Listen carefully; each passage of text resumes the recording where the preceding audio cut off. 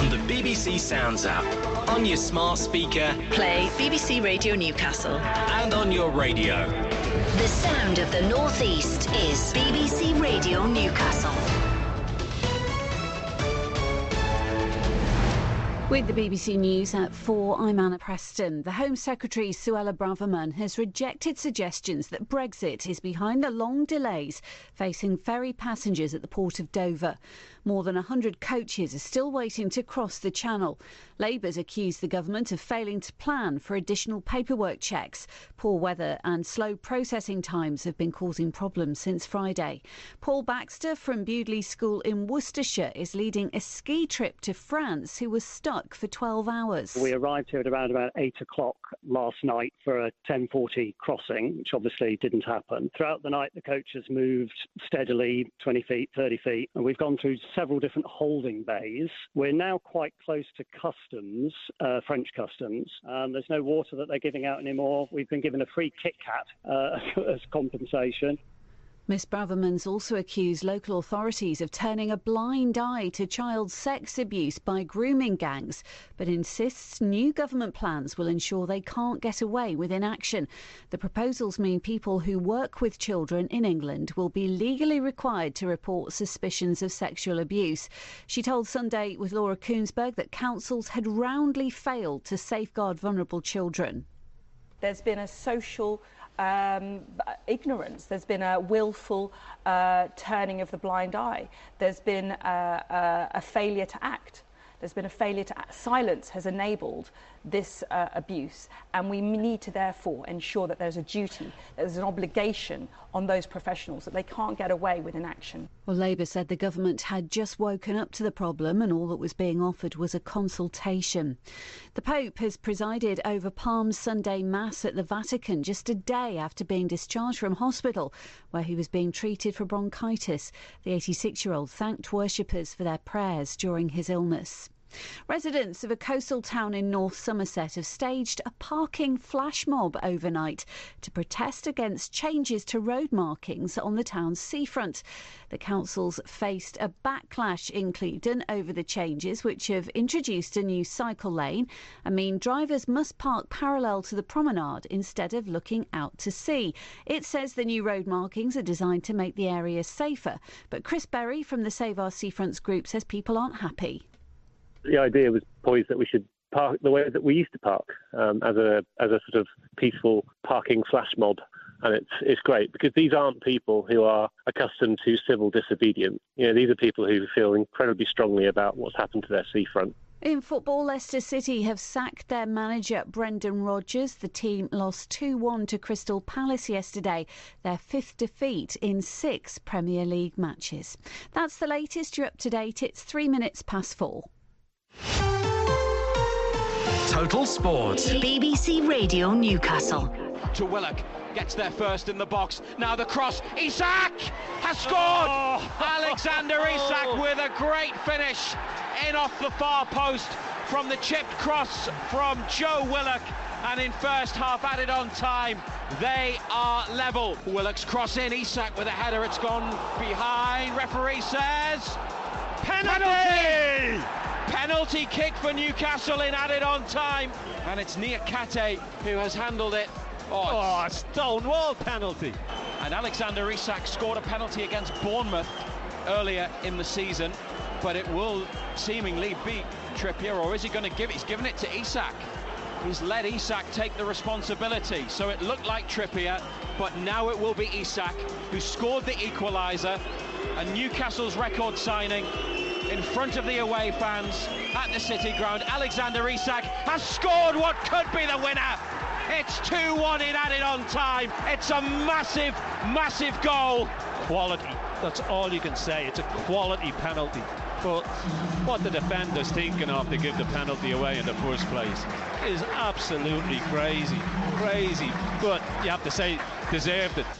A huge win before the break, now back from the internationals with an unchanged team for this one against Manchester United. It's Pope in goal, Trippier, Schär, Botman, Byrne at the back, Longstaff, Bruno, Willock in midfield, Murphy, Saint-Maximin and Isak in attack. And the bench sees the return of Joelinton from suspension and Anthony Gordon from injury. The other replacements are Dubravka, Lascelles, Ritchie, Wilson, Targett, Manquillo and Anderson. Win today, they'll go above Manchester United and into third. They'll also surpass last season's final points tally.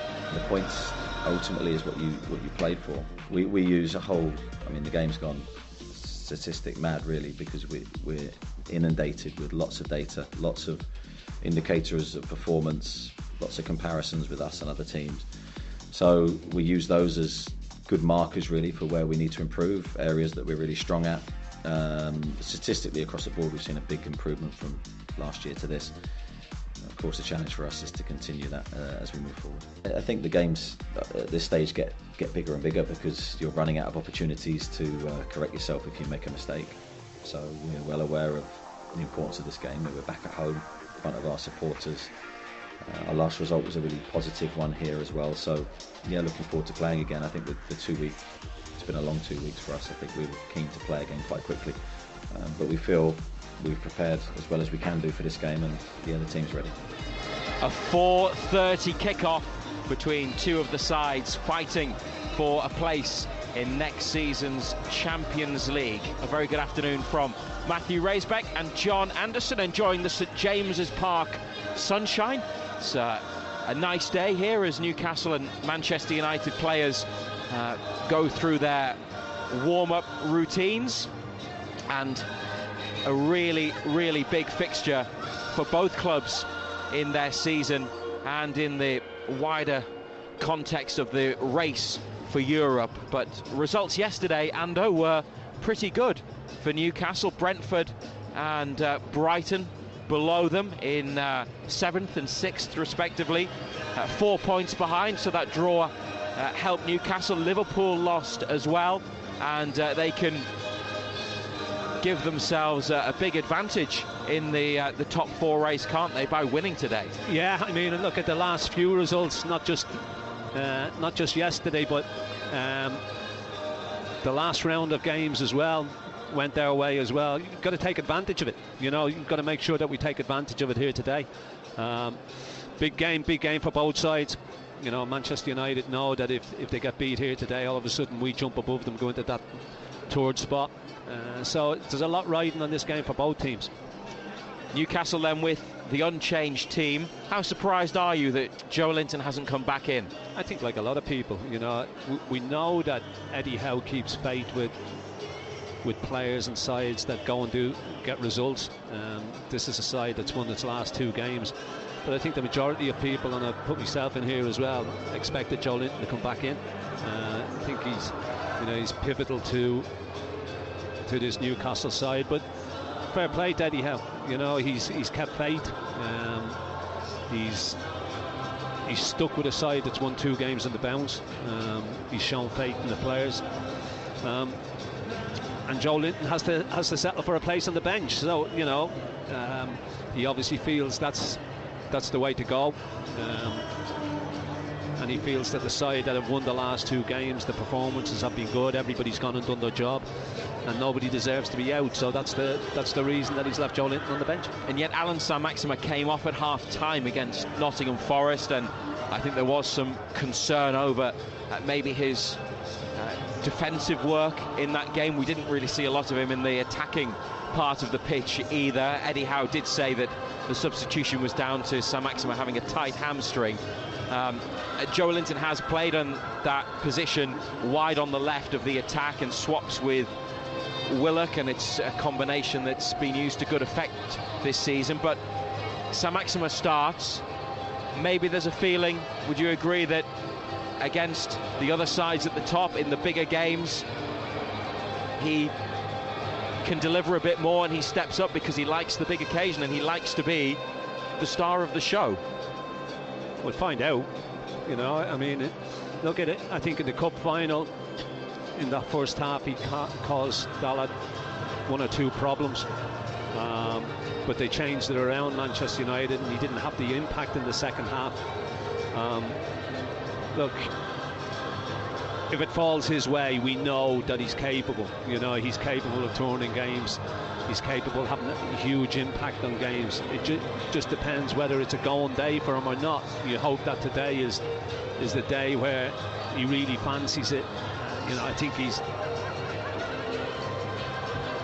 probably looking at this and thinking, I've got another chance here. You know, I've got an opportunity.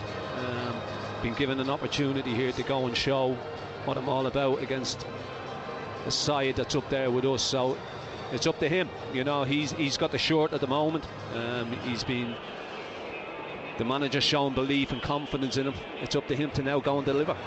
So it's Pope in goal, Trippier, who'll captain the side, Cher, Botman and Byrne at the back. Nick Pope had a thigh issue, didn't train before Nottingham Forest. Eddie Howe says he didn't train when the team was in Dubai during the international break, and he withdrew from the England squad, but he's okay, Pope.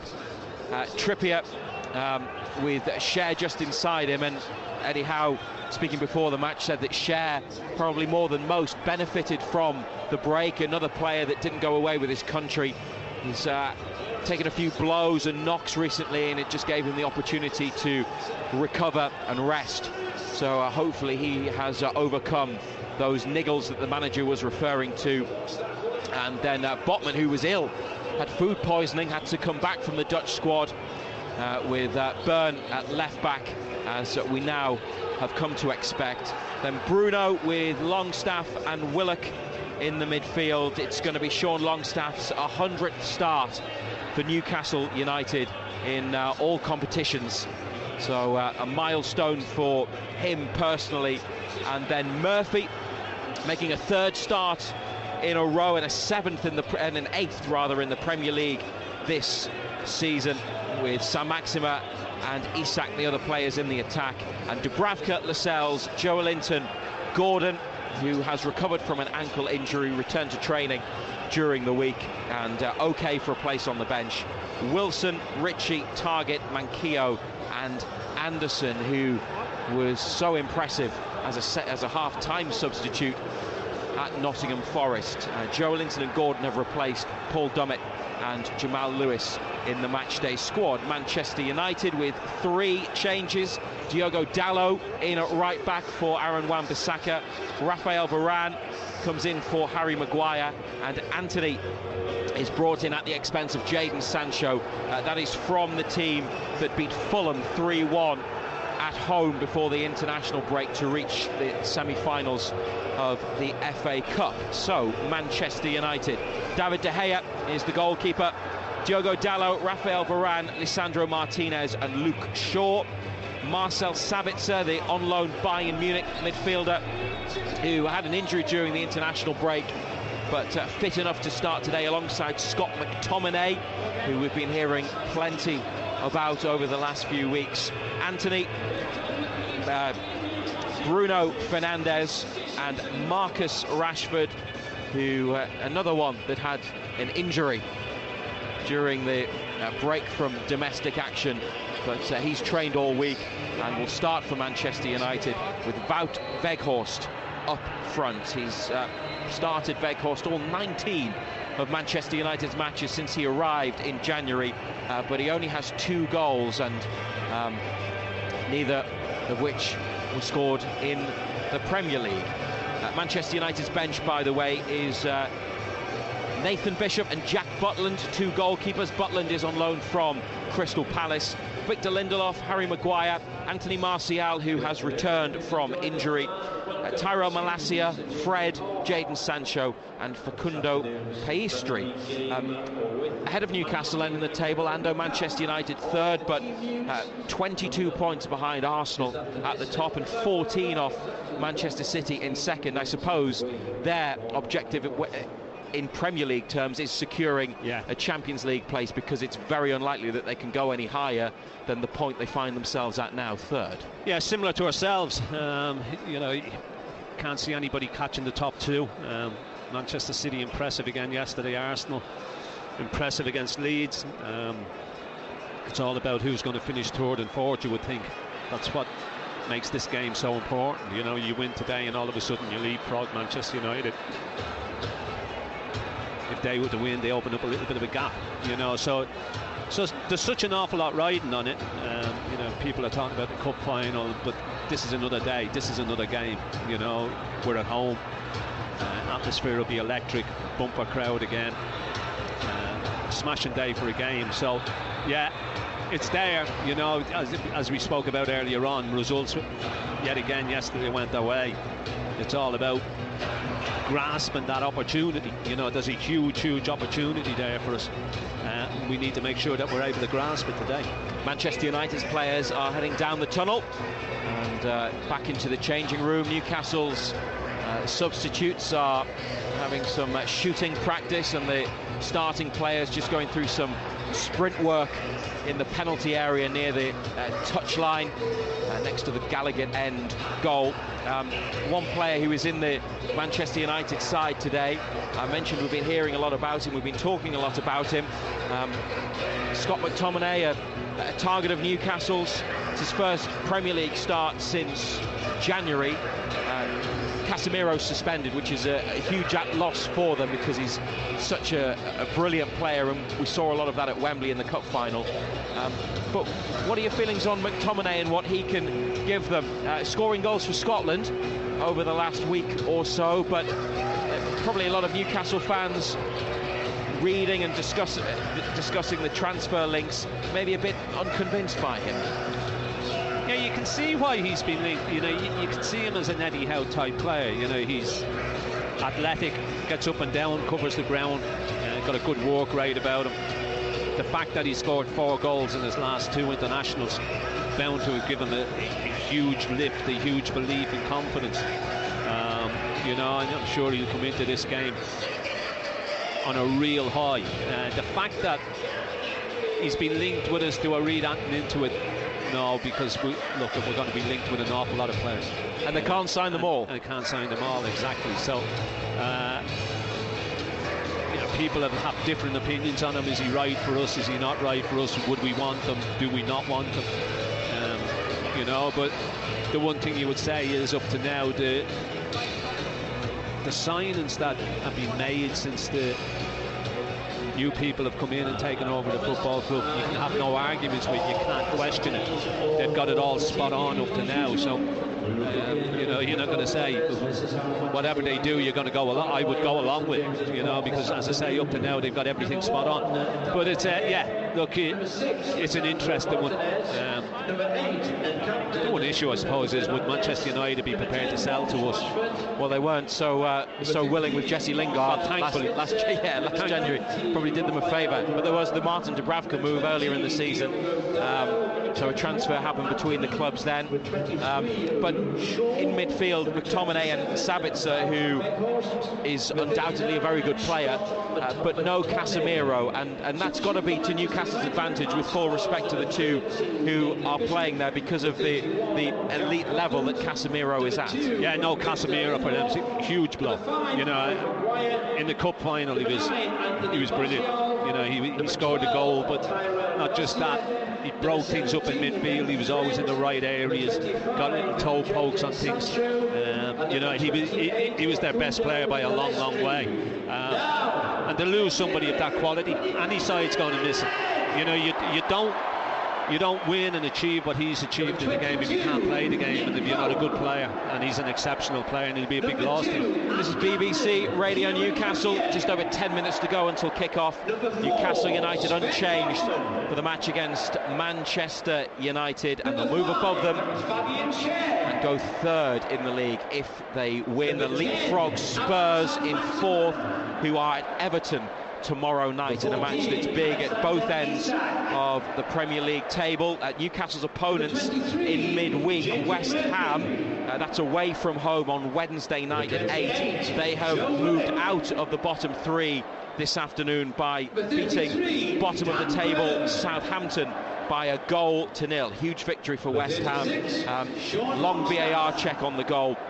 But it puts Everton into the relegation places alongside Leicester and Southampton. Referee is Stuart Outwell from Warwickshire. It's his 4th Newcastle game this season. The other 3 were all on the south coast. Bournemouth away in the league, and then the league and League Cup victories at Southampton. VAR today is Andy Madley. We're going to hear from Eddie Howe in just a moment, but just want to say congratulations to Gateshead, who have reached Wembley. They are through to the final of the FA Trophy, and they'll play Halifax at Wembley. They beat Barnet on penalties yesterday in the semi-final. After being 3-0 up, it got back to 3-3, but Gateshead prevailed in the penalty shootout. So Mike Williamson, former Newcastle player, is in charge there. Rob Elliott is part of the staff at Gateshead as well, and there's a number of former Newcastle players involved in their squad. So they're at Wembley on Sunday the 21st of May, which is the weekend of Newcastle's home match against Leicester in the Premier League, and if they don't clash, I'm sure there'll be a big black and white contingent that will go down and want to watch Gateshead. We had commentary of the match yesterday on BBC Radio Newcastle, and you can catch up with all the action and listen to some post-match reaction in our local football roundup, which is available on BBC Sounds. And speaking of Leicester, Ando, Brendan Rodgers has gone today. Yeah, no surprise. Results haven't been going their way. Defeat again yesterday against Crystal Palace, and we just felt that it was going to be a question of time, and they've decided that it's best for everybody involved if they go their separate ways. Newcastle then Pope, Trippier, Schär, Botman, Byrne, Longstaff, Bruno, Willock, Murphy, Saint-Maximin and Isak. His 7 previous Premier League starts, Alexander Isak, have yielded 6 goals at 15 Newcastle appearances in total. But when he starts in the Premier League, those statistics show that he tends to do pretty well in front of goal. 2 goals at Forest and 1 against Wolves. He's been so impressive in recent weeks, and keeping Callum Wilson out of the side. Wilson on the bench, another player Eddie Howe, Ando said, probably needed the break just to recuperate and get himself back up to the levels that we're used to seeing, but he's got a fight on to get back into the team, because indeed. Isak is the player, and he's the man of the moment. Yeah, he is. He's been excellent in the 2 games, in the last 2 games, Wolves and Forest. It's going to be difficult for Callum Wilson to get back into the side if Isak keeps performance to the level that he has been. And that's what you want. You want competition. You want players to know that they're going to have to keep performing if they want to stay in the side, and it's been like that all season, to be fair. Players have had to go, they've had to do it week in, week out. Full credit to them, they've been able to go and do that. But yeah, Wilson, there's a lot of games coming, a lot of games in this month, so it could be important to rotate your squad, but it will be difficult for him to get back in. We're almost ready to go then, here on BBC Radio Newcastle and NUFC TV. Teams will be with us any moment, so let's hear from the man in charge, because Eddie Howe was always confident Newcastle wouldn't let their season fizzle out after the defeat by Manchester United in the League Cup final 5 weeks ago. Knowing the squad as I do, I didn't fear that, but you never quite know how a negative result can affect your mentality and your confidence levels. I think the cup final was a distraction in our league form for a period of time. However much we tried to focus on the next game, and everything around the cup final, I think was a difficult moment for us in the Premier League. But the lads have recovered really well, and the last 2 results have put us back on track. For you, what sense is there of owing them one for the defeat in the final?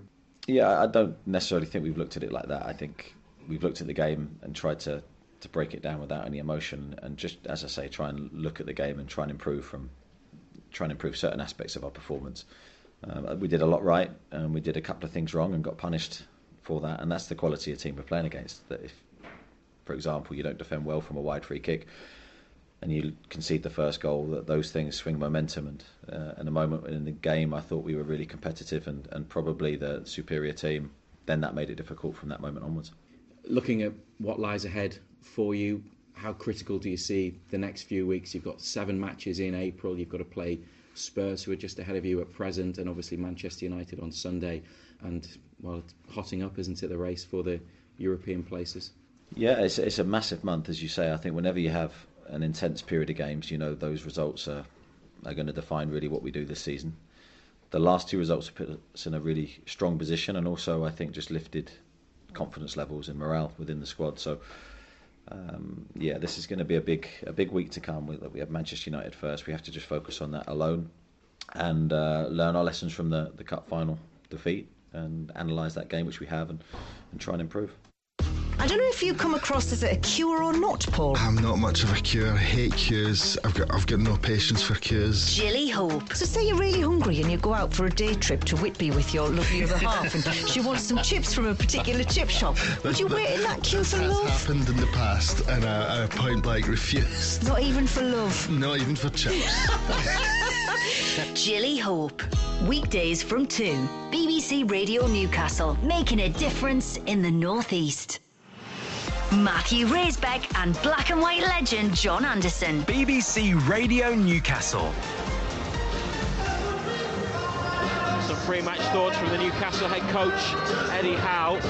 What sense, Ando, is there for you of owing Manchester United one, wanting to just give them one for what happened in the cup final at Wembley? I'm sure it's on the minds of all supporters, and we know the rivalry here goes back a long way, and it's still considered a really big fixture by so many of Newcastle's followers. But is that a thing?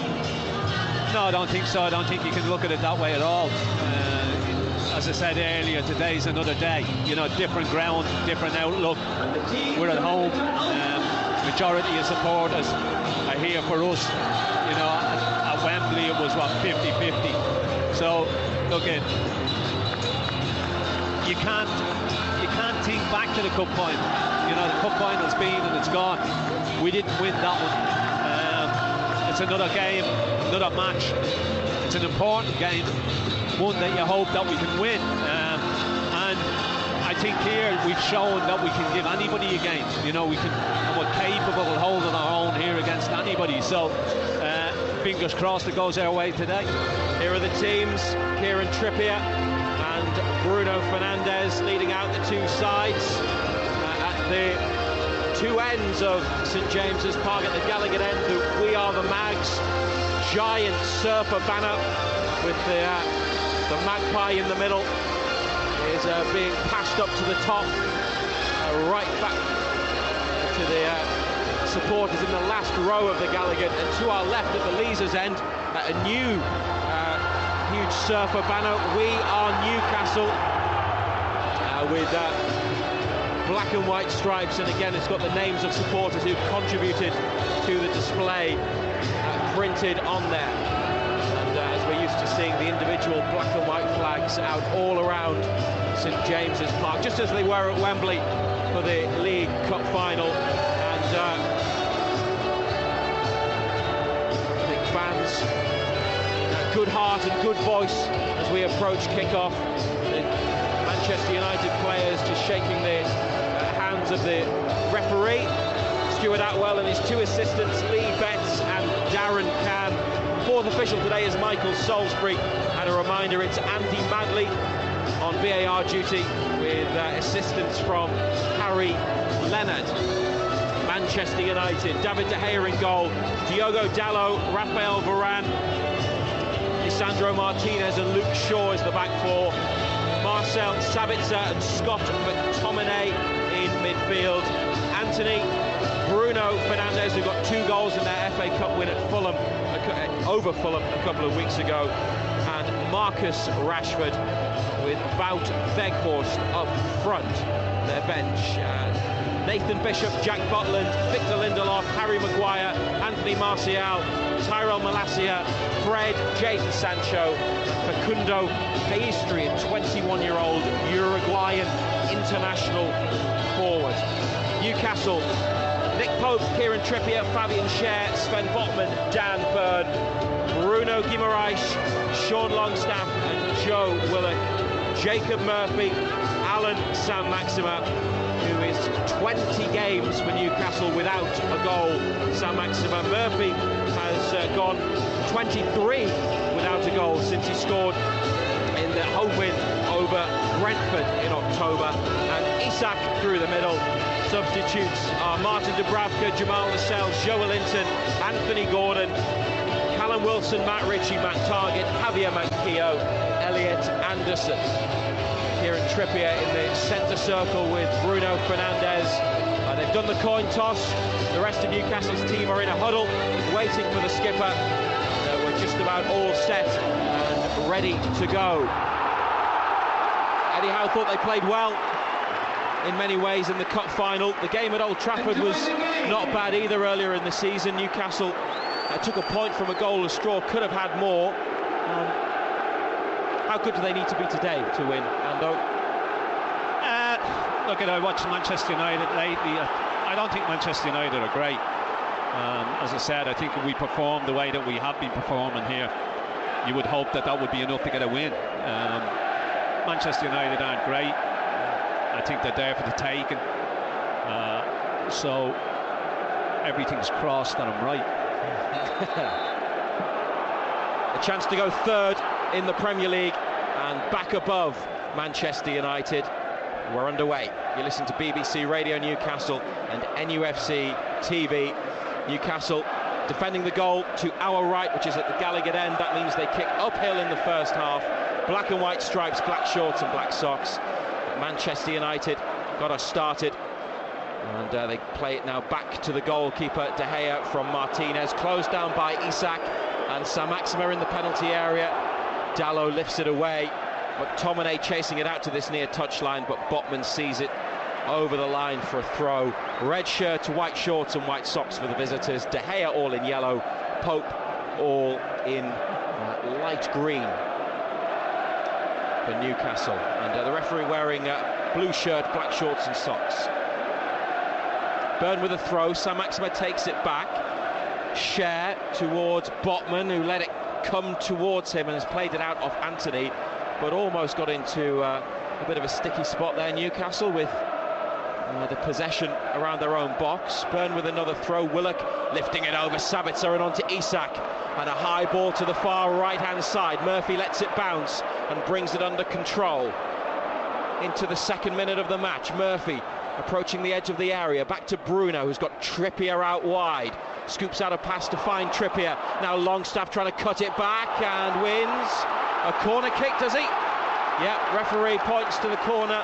Linesman's flag goes down next to the flag, and Newcastle with Jacob Murphy to deliver the set pieces. Trippier trots back into the middle of the half. Decent break down the right. Chance to create something. Yeah, delivery needs to be good. Murphy gone across. Trippier's on his way over now. It's more set-piece shenanigans from Newcastle, like the penalty at Forest. Murphy's jogged back. Trippier takes the corner, near post, flicked clear. And now they've got to watch the counter-attack as Anthony runs up towards halfway. Joe Willock gets his toe on the ball, pushes it out for a Manchester United throw on the far side. I think that's what we've got to be careful of. When they counter with pace, they get numbers forward. I think that's what they'll try and do. They'll try and sit in Manchester United and just try and break on us. They got caught by Liverpool, didn't they? Yeah. On the counter-attack a few times, punished by Liverpool. This is Trippier intercepting a ball forwards. His pass down the line's kept in by Martinez, and Sabitzer back towards De Gea. Difficult ball to control, but he's taken a touch, and then away it goes. Excellent control by Shaw, and inside to Bruno Fernandes. Volley down the line for Rashford. It's unbelievable technique. Rashford into the area. Stopped by Cher though. Trippier now to Longstaff, might have been a nutmeg. And Longstaff, what a ball from Sean Longstaff for Isak. Varane with him, holds it up and wins a throw. So, lively start, end to end. 0-0 after 3.5 minutes. Good pace of the game, isn't it? Plenty of pace about it.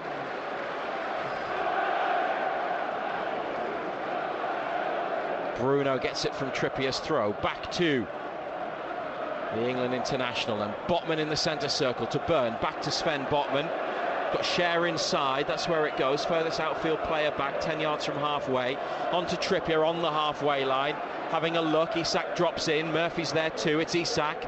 He's lifted it up towards Longstaff. Header won by Luke Shaw. And McTominay on his chest, back to the goalkeeper De Gea. First time clearance with plenty of height, and Byrne rises to nod it forwards, and Willock down to Saint-Maximin, taking on Dalot for the first time. Out wide again to Willock. Byrne with a run into the area, and the ball on from Joe Willock is eventually behind for a goal kick. Poor ball, wasn't it? Lack of communication, breakdown in communication between Willock and Saint-Maximin. Willock thought he was going to make the run outside him. He didn't go. It's the voice of John Anderson here on BBC Radio Newcastle, the former Newcastle and Ireland defender. We bring you every match live. No goals yet this afternoon. David De Gea waving his defenders upfield, and the ball follows, and now McTominay beats Botman in an aerial challenge, recovered by Longstaff though, and Bruno back to Pope, takes a touch around his former Burnley teammate Weghorst. Cher with a diagonal ball on by Dalot. McTominay on his chest, Bruno with a challenge, Botman away, Sabitzer takes over, plays it against Botman at the edge of the area, then Willock, good ball juggling skills, and Byrne to Bruno, and on now towards Saint-Maximin, but Varane intercepts on halfway. Sabitzer now to Anthony in the final third, taking on Byrne, cuts inside, and through for Sabitzer in the area, trouble here, Botman, brilliant block, and Willock away. And Isak trying to get the better of Lisandro Martinez, but he's read that situation, cleared it straight to Bruno. Longstaff shifts it, Murphy's got it now, 30 yards out, nobody in the box. Murphy cuts inside, he's got Trippier giving him an overlapping option. Trippier then swings it in, looking for Isak at the back post. Sean Longstaff blocked in the area. Longstaff again, a back heel to Bruno, and then Manchester United clear. And Botman in the Newcastle half turns, faces forwards, and swings it out on the diagonal to Trippier. Good ball. Excellent touch from Trippier. Now for Murphy to chase, but it's beaten him and gone behind. Yeah, it's a lively start, isn't it? Half chances at both ends. Great header back across goal. Isak just plays it back in. Mishits it, doesn't he? Bit of a fresh air, and then a good little back heel. It was blocked initially, the left-footed Longstaff shot by Martinez. I don't know if maybe he connected with his heel. We need to see it again properly. But an opportunity for Newcastle. The whistling and the booing is because David De Gea has taken an eternity over the goal kick. Yes, and we don't know anything about that, do we? Erik ten Hag was at it again in the build-up to the match, talking about Newcastle time wasting and ball not being in play, things like that, and they already after 6-7 minutes not in a rush to get the match going again. Referee did whistle, blow his whistle, and tell De Gea to take the goal kick, and Newcastle have a free kick on the far side, couple of steps inside the Manchester United half, right out on the touchline. Trippier behind the ball. 0-0, but pretty vibrant St James's Park. Good start, and one opening in the penalty area a few moments ago, but blocked. Trippier, diagonal ball to the edge of the box. Byrne, it's come on towards Fabian Cher, but the whistle has gone for a push by Byrne as he climbed and connected with the ball forwards. And a pretty easy decision for Stuart Atwell to give that one, I think. Yeah, you could see it from here. He's just leaning in on top of him. 8 minutes on the clock, and the first time they've been singing about Alan Shearer, Manchester United's fans. Got it with De Gea, who gets it back from Shaw, edge of the area, and now Martinez.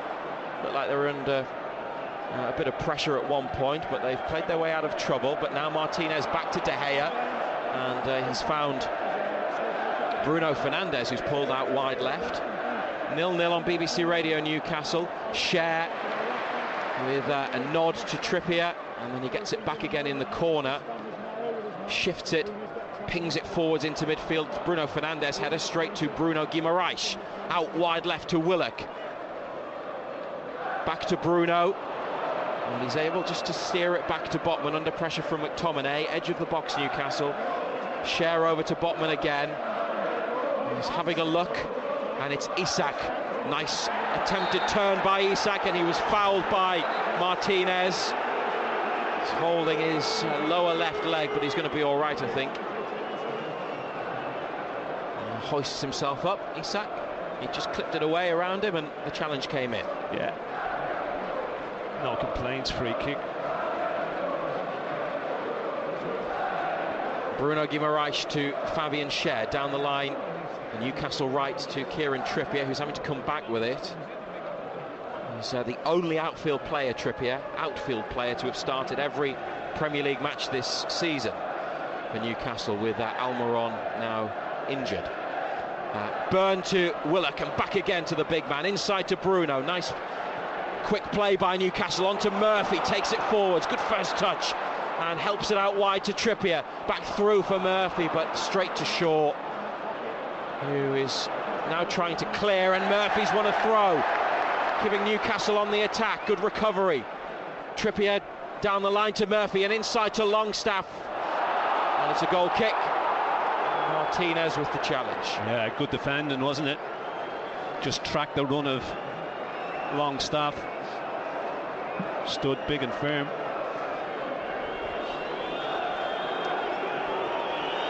Nil-nil. 11 minutes. Only one win in their last 9 Premier League meetings for Newcastle.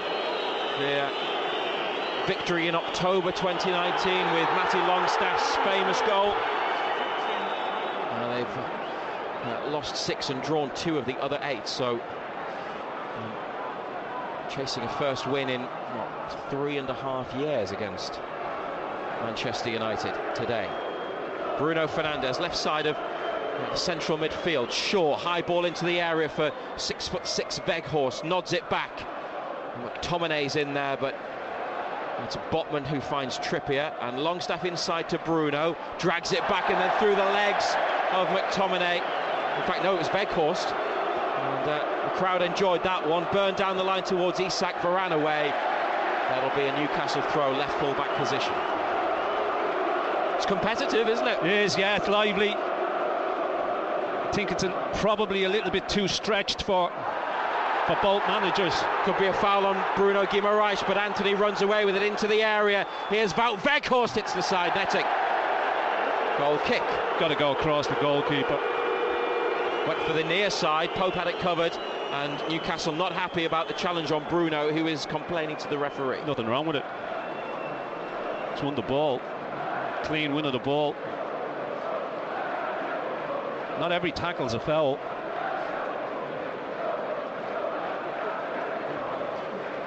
Well, they played on, and Weghorst off target. Pope from the right side of his 6-yard box.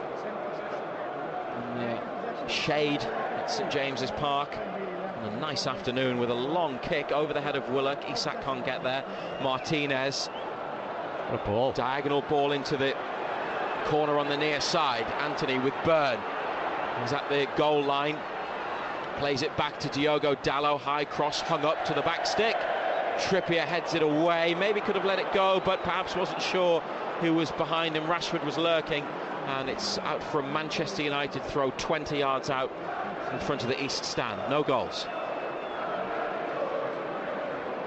Martinez and Varane didn't play in their last match because of a small injury, as Eric Ten Hag, his manager, called it. But back today, Anthony flicking it around. Byrne, assistant referee. Get up there with that. And they've got a free kick. Bit soft. No, it's a free kick, but Anthony's milking it. Jason Tindall, the Newcastle assistant manager, is about half a metre from him, and with his hands in his pockets, is just staring at Anthony, who is off the pitch. He's got 2 members of staff with him. Eric Ten Hag is having a go at the 4th official, Michael Salisbury. Referees come over now to talk to Anthony, and there are fans next to us who are out of their seats. Anthony's now back on 2 feet, the Brazilian winger, and the match has restarted. It's 0-0. I'll tell you what, the crowd are really up for this, which is perhaps no bad thing. And as you predicted, there's absolutely nothing wrong with him. No. You've seen that many, many times, haven't you? Rashford with the ball. McTominay cut out by Byrne, who's got space to move into, and Saint-Maximin to the left. Dan Byrne over halfway and still going. Plays it out wide for Alan Saint-Maximin. 2 to take on, Sabitzer and Dalot. Skipping inside, turning back outside, then inside again. Using it by finding Bruno. Up to Murphy, edge of the area. Longstaff in the box. Decent cross in. Headed away as far as Saint-Maximin. He can't take it first time. Out to the corner on this near side. In away from Anthony. Still Saint-Maximin. He's got the ball on the edge of the area. What will he do with it? Back to Bruno. To Murphy. Looking for Bruno, who's gone down. Couldn't get the return. Manchester United play on. But Weghorst can't take the ball in his stride, and Trippier back to Pope. Bruno screaming at the referee. Wanted the free kick, got nothing. It's BBC Radio Newcastle, it's 0-0. 15 minutes played. Isak's dropped into a pocket of space now. He's on the move. He's got 2 options to the right. Trippier one of them. Murphy down the line. Murphy with a chance to deliver. Hangs up the cross. Isak saved. Joe Willock can't put it in. Here's Saint-Maximin, but it's cleared. Botman with a header on to what a save. Byrne, and now Schär forwards from halfway. Big Newcastle opportunity. Fabian Schär keeping them going. Longstaff pass out towards Murphy is blocked. Bruno Guimaraes takes over. Murphy with another chance to cross, cuts inside. And it's ended up in the hands of De Gea off the boot of a defender. But David De Gea a few moments ago with a massive save for Manchester United from Isak's near post header. Oh, what a save it is. Great little ball played in. It's a smashing header as well. Headed it down. De Gea, top save. Then the follow-up from Willock was blocked as well. Martinez to Bruno Fernandes in between the lines. He's picked the ball up and given it straight to Botman. Bruno Guimaraes away from Bruno Fernandes and into the Manchester United half. It's been held up slightly. It's with Murphy, who switched it, and Saint-Maximin on his chest. That's good. Here he goes. Angled run into the box. Saint-Maximin twisting and turning and curling one towards the far bottom corner. De Gea down to make the stop. Back pass. Great ball, Murphy, great switch of play. It's just cut inside, you can see what he wants to do. But he got nothing on it, did he? Well, they've had all the attempts at goal really on target, Newcastle, haven't they? With the 2 blocked there, then Saint-Maximin. And Longstaff had an effort blocked by the defender. Weghorst into the side netting at the other end. It's now Rashford for Manchester United. 27 goals in all competitions this season into midfield. Bruno Fernandes rides a couple of challenges, plays in Anthony in the box right side, curls it over to the far post and behind. No. Least said about it, the better.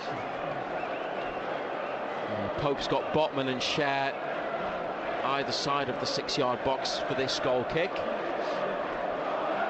And just an early reminder to catch Total Sport tomorrow, 6 o'clock. BBC Radio Newcastle, North East only football phone-in. Monday to Friday, 6 till 8, and all the latest from the weekend's games. Here's Trippier over the top, Isak chasing, but De Gea's favourite, gets there, puts it out. It's a throw. 30 to 35 yards from the goal. Isak takes it quickly, gets it back from Trippier, then loses it, but wins it back again. Alexander Isak looking for a yard of space for the shot. He's instead played it to Willock, onto Saint-Maximin, left corner of the area. Not much space, but he's dug out a cross and a header just wide from Sean Longstaff at the near post. Offside. I don't know how he picked him out in the middle, but the flag has gone up, so it's a free kick rather than goal kick.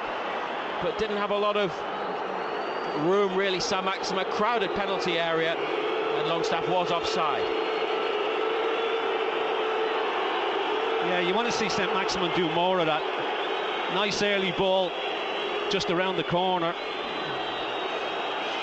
Squeezed the cross in between two defenders and behind others. And Longstaff in another good position in the box, but just offside. Isak to Murphy. Newcastle are playing well, but it's 0-0. This is Sabitzer. Might have been fouled by Bruno Guimaraes, and Stuart Atwell's blown his whistle. No complaints about that one. It's in the centre circle. And Varane puts the ball down, wearing gloves, long sleeves.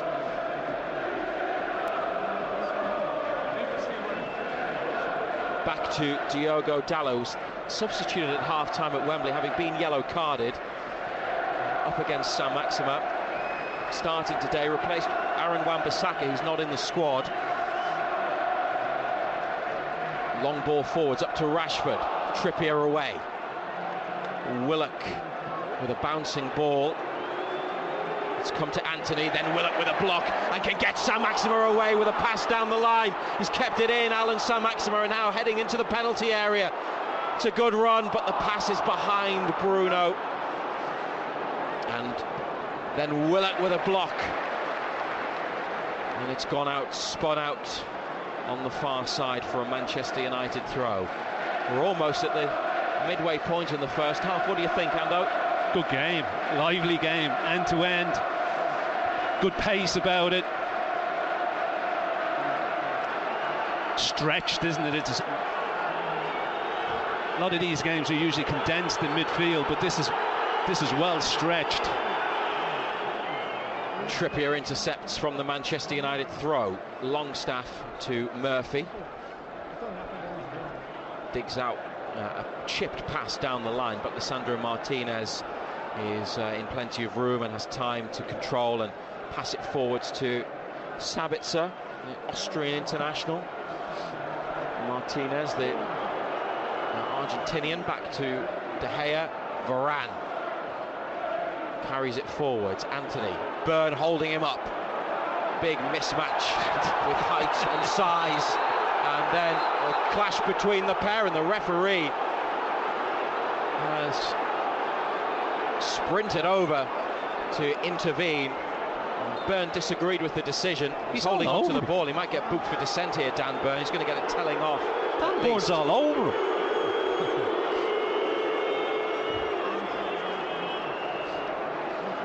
Stuart Atwell speaking to the Newcastle left-back. And it's a conversation, not a caution. 0-0. No, it's never a yellow card. No, it's more for the reaction. The referee's dealt with that. And Dalot back to Varane, closed down by Isak, into the box to his goalkeeper. De Gea onto Martinez.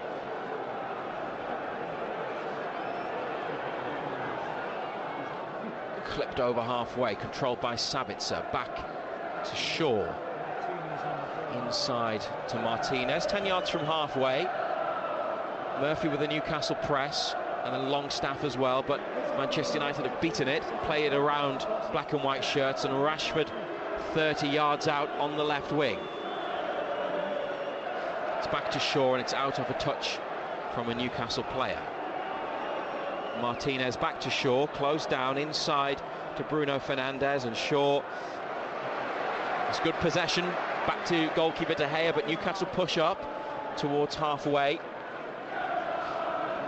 De Gea with a couple of big stops so far. Sabitzer with a flick down the line.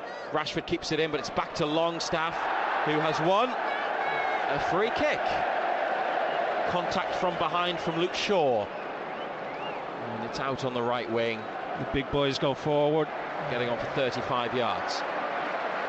Applause for Anthony Gordon, Jamal Lascelles and Elliot Anderson, who've gone for a jog along the touchline as Kieran Trippier is ready to take the free kick. Similar sort of position to the one that they created a goal from against Wolves with the Isak header, isn't it? But just at in the other half of the field. Yeah, it's good position, good delivery, Trippier standing over it, as you would expect. All the big boys gone in there as well. Trippier towards the back of the box, but Dalot away. Saint-Maximin has the ball under his control, and Bruno Guimaraes now down the left wing, back to Saint-Maximin, inside to Fabian Schär, over to Willock, middle of Manchester United's half. He takes a touch, moves it on to Murphy. Down the right wing to Trippier, lifted in, Bruno on his chest, Jacob Murphy with a hit. Just lashed at it, didn't he? It's gone well wide of goal, coming onto it, half volley from Murphy, left-footed. Would have been a spectacular goal.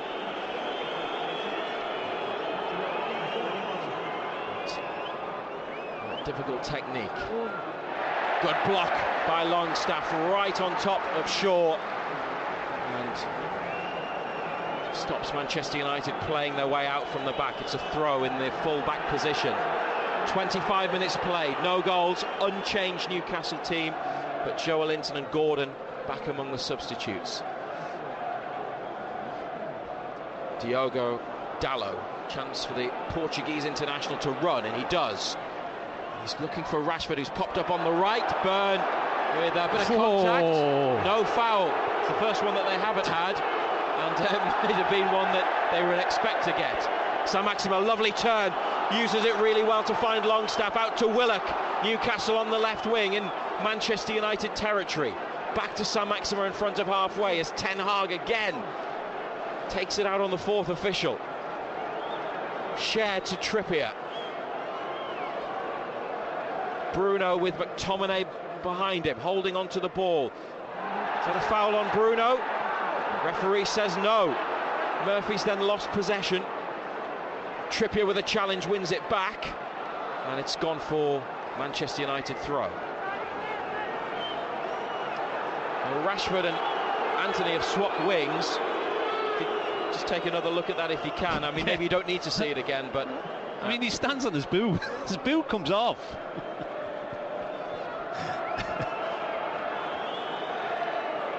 Some you get, some you don't. Yeah, Manchester United tend to get quite a few, but they didn't get that one. Now it's a Newcastle throw on halfway on the far side. Good match. Bit of needle, good atmosphere. No goals though. Trippier throwing it back to Schär. So Rashford on the right, Anthony on the left. And Botman in the middle of Newcastle's half. Over it goes to Schär, back to Pope. Takes a touch and then lifts it away. Isak heads it up and on, but Varane with a nod down. And Martinez inside to Sabitzer in midfield. Varane. Oh, well played. The ball to Rashford in a bit of space. It's taken a nick off a Newcastle player. The pass forwards. Longstaff on to Burn. And then looking for Saint-Maximin, trying to bend it inside Dalot, who's read it well and got it back to his goalkeeper. It was the ball to play, though, from Burn. And then De Gea out to Shaw. Sabitzer back to Shaw, who's dropped his shoulder, moved away, found Bruno Fernandes, and they've used it really well, Manchester United. Good possession. McTominay now to Rashford and back towards McTominay. Willock gets in the way, and the Scottish international has to push it back to Varane. Dalot to Shaw, who's playing as an extra central midfielder at the moment. To Varane. Newcastle not letting them forwards. Quite happy just to keep it though, Manchester United, aren't they? It's their first away fixture in the league since they were beaten 7-0 by Liverpool. And that's Anthony trying to flick it on, but it's back with Newcastle, and Bruno finds another black and white shirt. Schär, Trippier in front of halfway. Longstaff is down the line on the right. Passes it inside to Bruno Guimaraes. McTominay's all over him, and Newcastle and Bruno get the free kick. It's the first one that Bruno's had all day. Kind of improved his mood. This is Byrne as they come across to the left side to Sam Maximo, who is wrestled to the floor by Dallow on the halfway line. And whistle has gone again. BBC Radio Newcastle. Sam Maximo with the free kick back to Byrne and then to Botman, stretching, controls it, pushes it back to the goalkeeper, and Pope near the penalty spot up towards Isak on halfway. Varane's got up and headed it backwards, but Martinez was covering behind, and he then flicks it to Varane. It's with Luke Shaw sent off for England against Italy during the break, 2 yellow cards. Shaw's pass, and then it's Anthony and Bruno Fernandes. It's Manchester United possession now for the last couple of minutes or so, and what had been a frantic opening period has slowed a little. Yeah, game started at real good pace. You always felt that it would slow, get into a little bit more of a rhythm. Share with a challenge on Weghorst, and now Murphy to Willock. Sam Maxima to the left. Plenty of red shirts back. Here's Alan Sam Maxima. Back to Joe Willock. It's opened up. Willock hits it, takes a big deflection, and that's a corner on the right-hand side. Yeah, it wasn't the cleanest strike, was it? But he found plenty of space in that midfield area. Willock, no red shirt anywhere near him.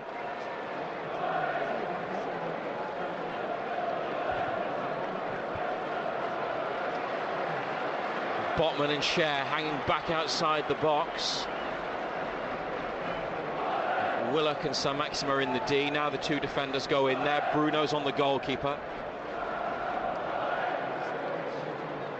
Trippier to take it. It's driven towards the back of the goal. Varane header off the line. It's over the top of De Gea. And Hayes saying that he was impeded. Newcastle might have been looked at actually if Anton had come of it. Newcastle throw on the left. That was just dropping in, wasn't it, towards the back post. Varane with important header away. They've thrown it to Willock, who stretches the play, plays it across to Trippier, then Bruno out wide to Murphy. Back to Trippier, and the 2 centre-halves are now back in their own half, and Byrne in there with them as Botman takes it up to halfway, gives it to Byrne, back again to Botman, closed down by Dutch international Weghorst. Pope to Trippier on the far side, first time onto Longstaff's got a man at his back, and that'll be a Newcastle free kick.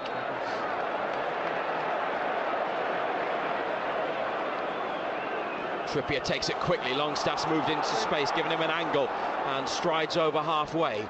Kieran Trippier now going on the overlap, but it's Longstaff into Bruno and then back out to him again. Turns it on to Trippier, then inside to Bruno, looking to scoop it up for Murphy in the box, but Martinez on his chest. So casual and cool to intercept. And Bruno Fernandes with a run and a pass to Sabitzer, back to Rashford, clipped over the top for Bruno Fernandes's run, and they've got 2 in the middle. Newcastle need to get defenders back.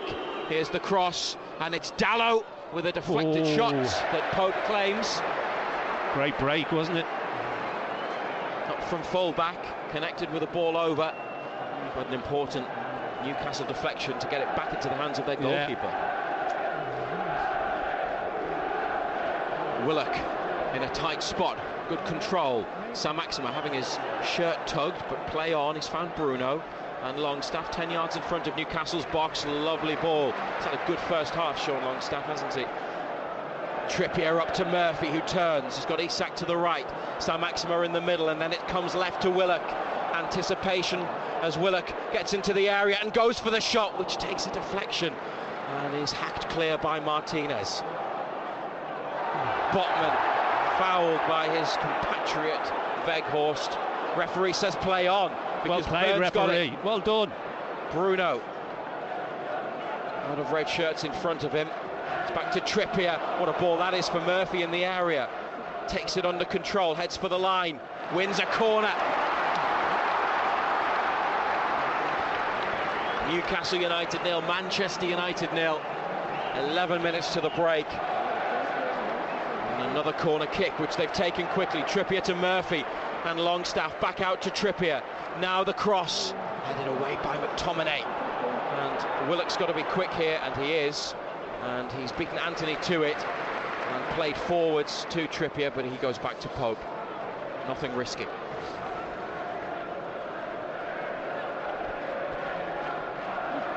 Botman has got his left wrist strapped. Passes it to Byrne, and Botman again, who can turn and shift it and look forwards in a driven diagonal ball. Longstaff controls it. Murphy lets it run. Isak on the move up ahead. Murphy finding Isak in the area. Blocked again and headed clear. Oh, it opened up nicely for Newcastle. Another good break, but more Manchester United defending to thwart them. Rashford with good feet. Byrne sticking to the task and sliding it out for a throw. And Dan Byrne, clenched fists, screams to the supporters at the front of the Millburn stand. He enjoyed that one. Yeah, just as well he got something on it, or he was away.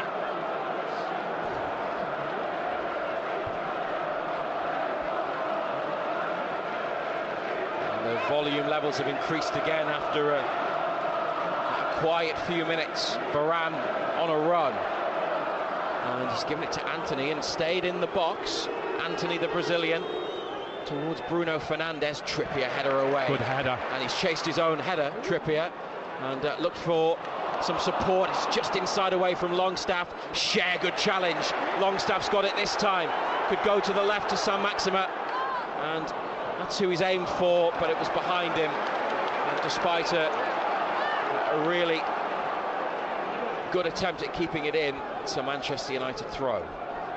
Jason Tindall with the instructions next to Eddie Howe in the technical area. Sabitzer plays it back into their half for Manchester United to Martinez, and Varane out to the right touchline, this near side to Dalot, into the midfielder Sabitzer, his hair in a ponytail. Brought down by Rashford, looking for Bruno Fernandes. Challenge comes in, that's goal kick. Bruno Fernandes, and Trippier has a strong word in his ear, as do one or two others. He's known for antics, shall we say. And he's rolling around after the challenge came in. At first glance, didn't see much wrong with that. Fabian Schär's helped him up. And it's a Newcastle goal kick, 0-0. What's he complaining? Oh, he loves a moan, this fella. Honestly, he is the biggest whinger in the Premier League. Referee says get on with the game. Fair play to Stuart Atwell, because there'd be many referees. To be fair, he might have a point. The ball spun away and went behind, didn't it? And Schär came in to try to clear.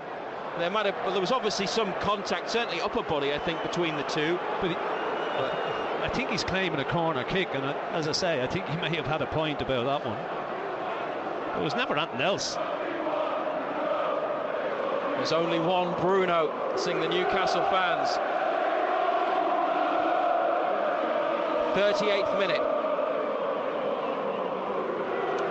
Botman, great challenge, strong play, and he's on the charge upfield. Saint-Maximin takes over. Look at this electric speed from Saint-Maximin. Now a pass to Sean Longstaff, who hits it. Oh, that would have been a wonderful goal, and it's just arrowed wide of the top corner. A fine hit from Longstaff, just off target. Great hit. Oh. It's always drifting, wasn't it? Just always going away from goal. And he's so sweetly struck. Yeah, great strike. From this seat in the Millburn stand behind the Newcastle bench, that looked as though it was going to make the net bulge. And so close from Longstaff. Still 0-0 on BBC Radio Newcastle. Botman with a big header. And Isak looking for Murphy, away by Manchester United. Trippier finds Murphy, and then Shaw with a challenge, Murphy with another.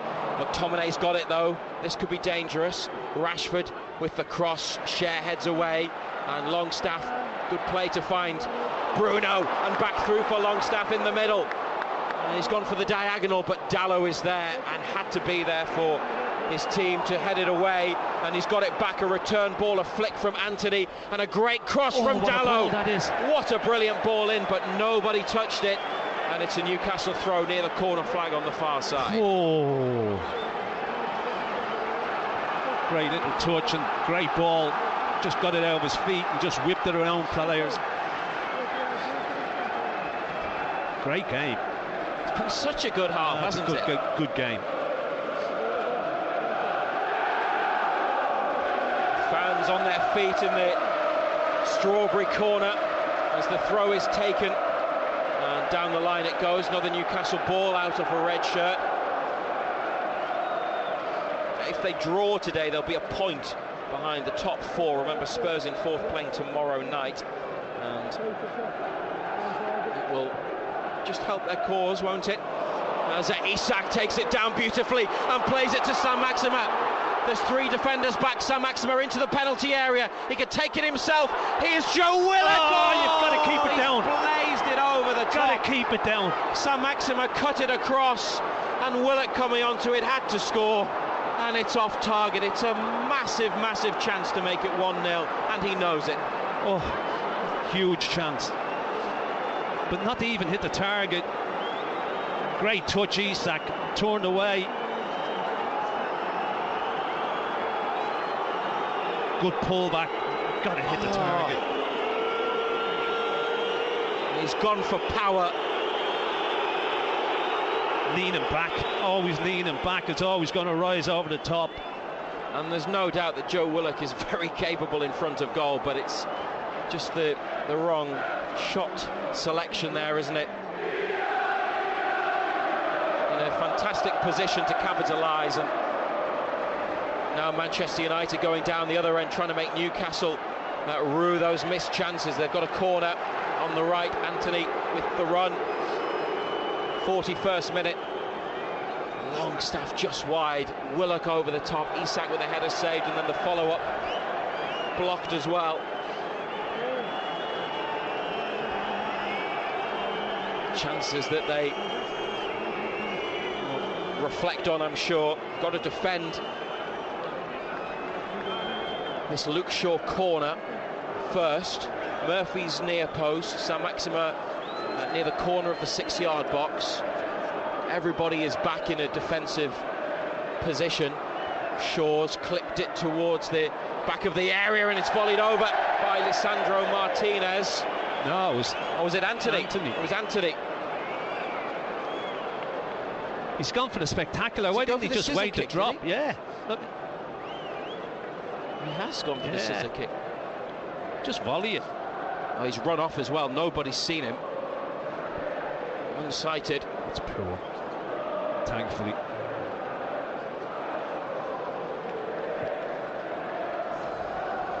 "42 minutes, another cheer up Alan Shearer chant.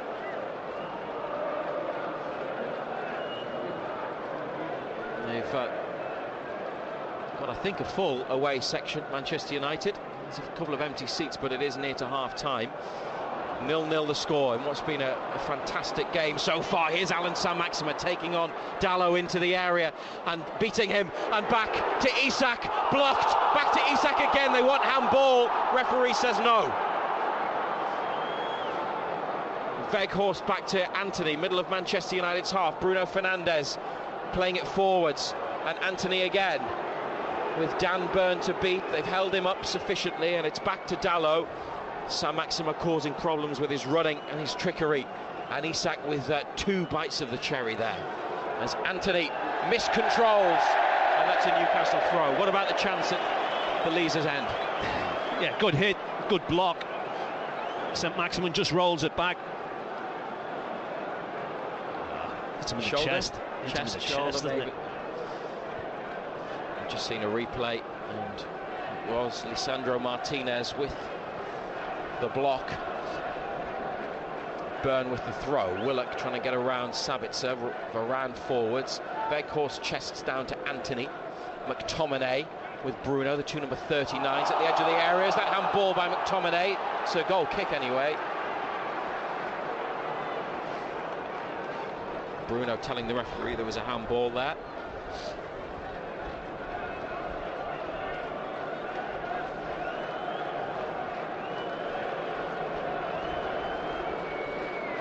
Hope puts the ball down. Cher and Botman work their way towards the halfway line. Eddie Howe's black and white army is the cry. It's Isak and Murphy wait for the ball. Murphy's got up, but Shaw behind him won the header. Rashford cut out by Bruno Guimaraes. Newcastle throw.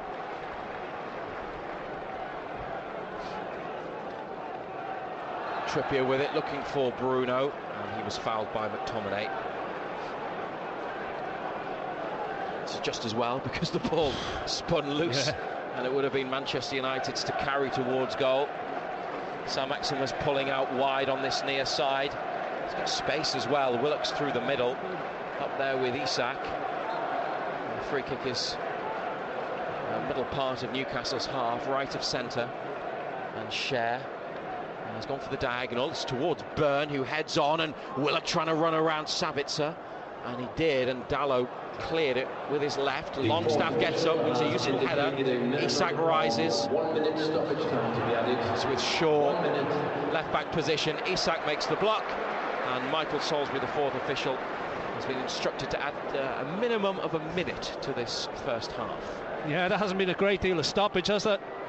It's been all go for the 45 minutes. It's been decent.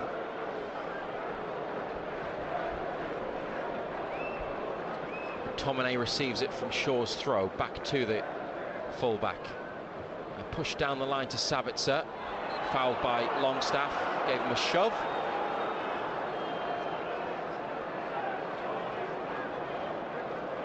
And Shaw behind the ball as Jason Tyndall has a conversation with the fourth official, a lot calmer, that chat, than the ones that Michael Salisbury has had with Eric Ten Hag in this first half.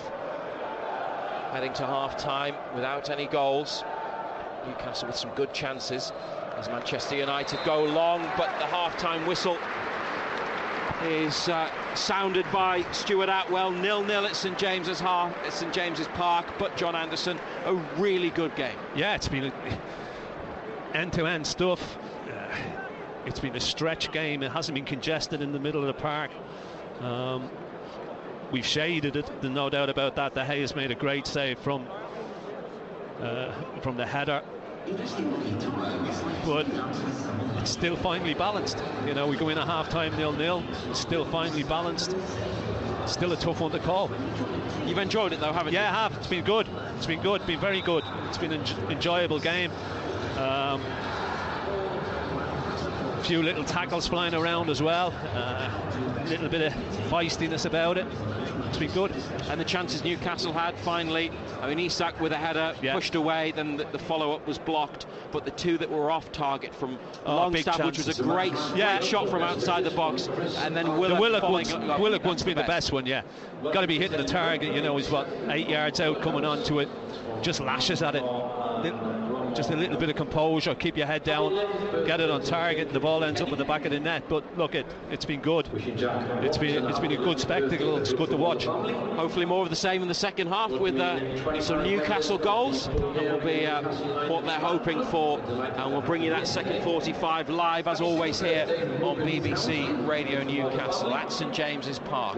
After the first 45, it's Newcastle United 0, Manchester United 0. We love it when you get in touch with the show. Matt Bailey at breakfast. Debbie in Durham, what have you done? It's quite a few years ago now, but the place I used to work used to hold a garden produce show, and I actually bought a cauliflower and put it into the show, and it came second. It came second? Yes.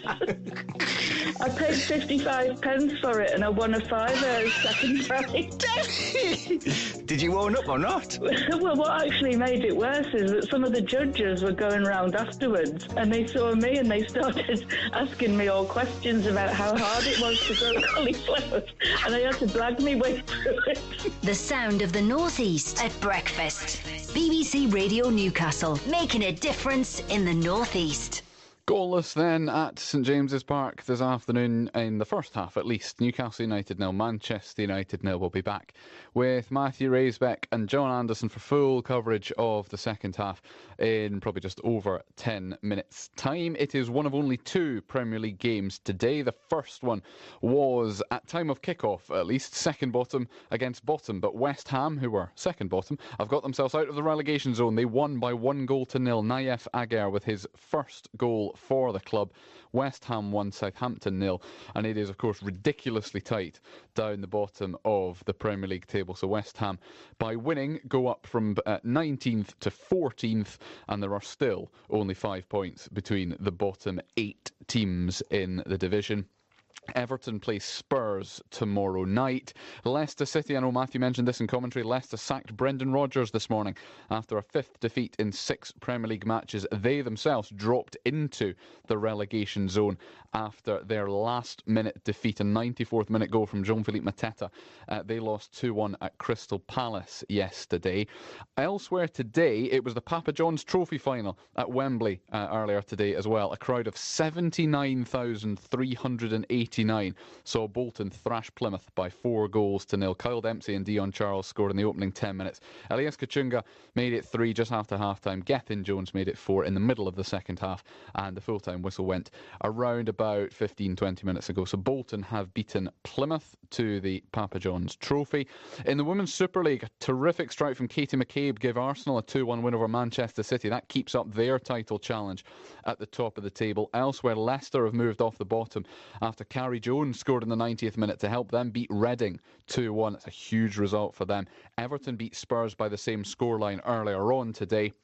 It is currently goalless between West Ham and Liverpool in a game that kicked off at 5 o'clock, so they're about 20 minutes into that one. The final game in the WSL today is Aston Villa against Chelsea at 6:45. In the Women's Championship, Sunderland were beaten 2-1 at home by Crystal Palace earlier on today, despite Lizzie Yuppie giving them a first-half lead. Durham needed a 93rd minute equaliser from Lauren Briggs to draw 2-2 at Blackburn, although they did actually have what would have been a winner ruled out for a foul after that as well. But a 2-2 draw for Durham at Blackburn. Coventry United have been relegated from that division. They could only draw 1-1 at Lewis this afternoon.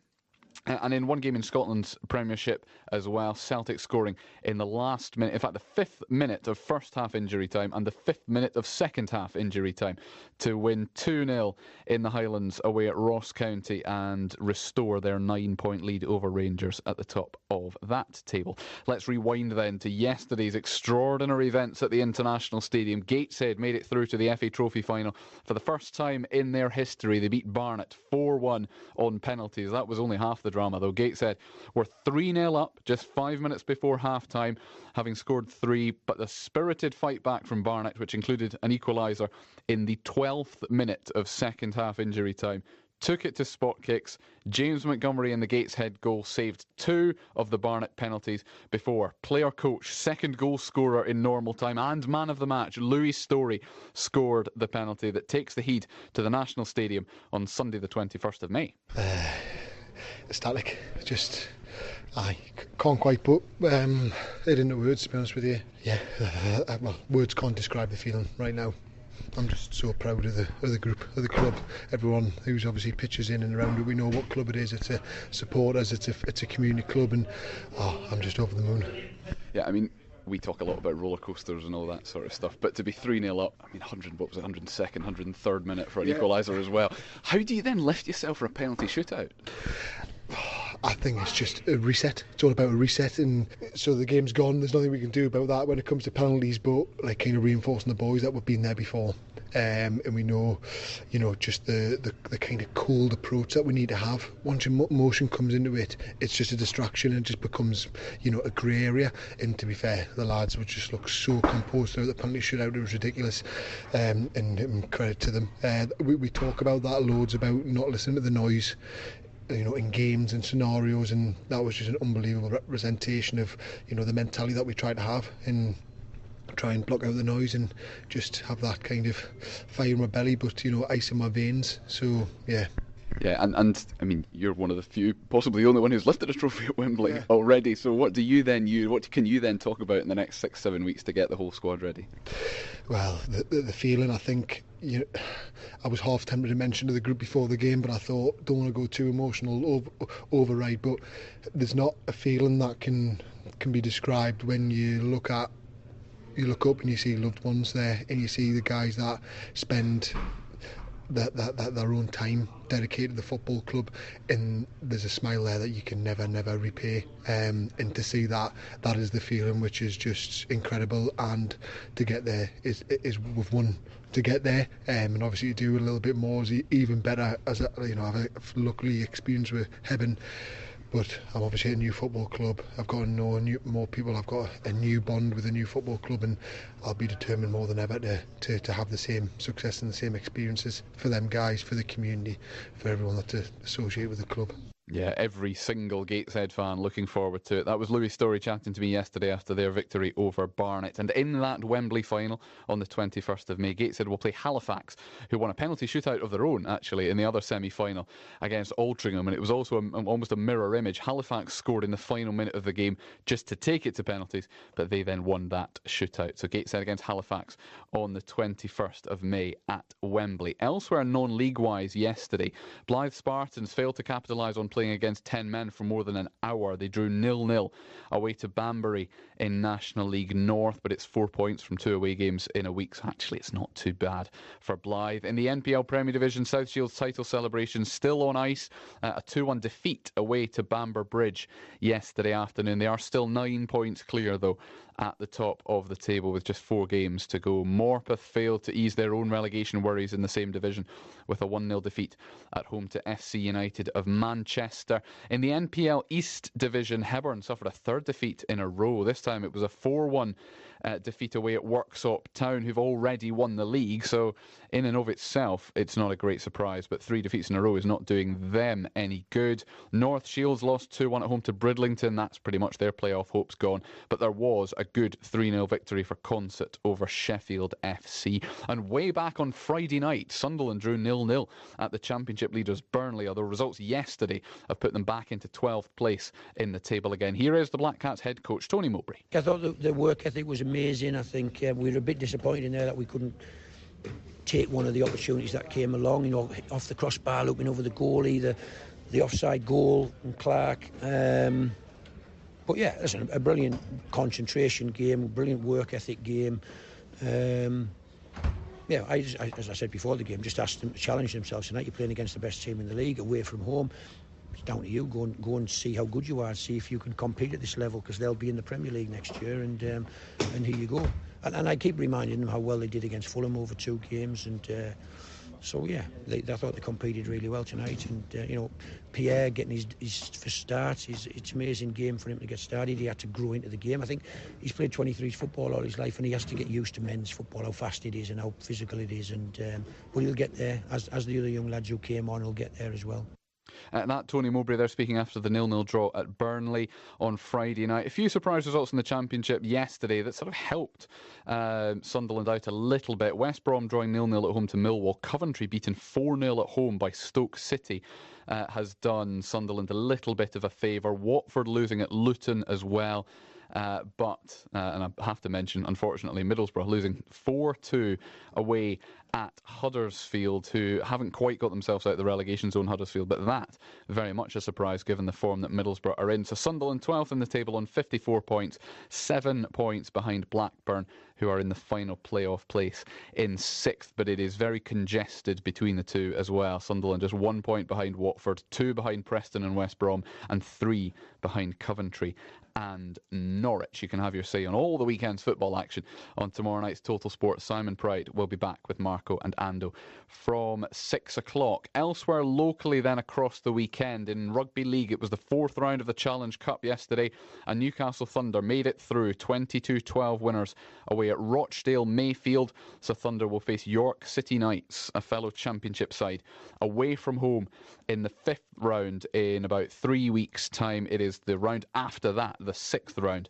that the Super League sides join the competition. Lots of basketball action across the weekend as well. Newcastle Eagles men, first of all, playing twice. They were beaten 91-72 at home by Cheshire Phoenix on Friday night, but they've made up for that to an extent by winning by a single point away at Surrey Scorchers this afternoon. Kyle Johnson top scoring with 26. 79-78 was the final score.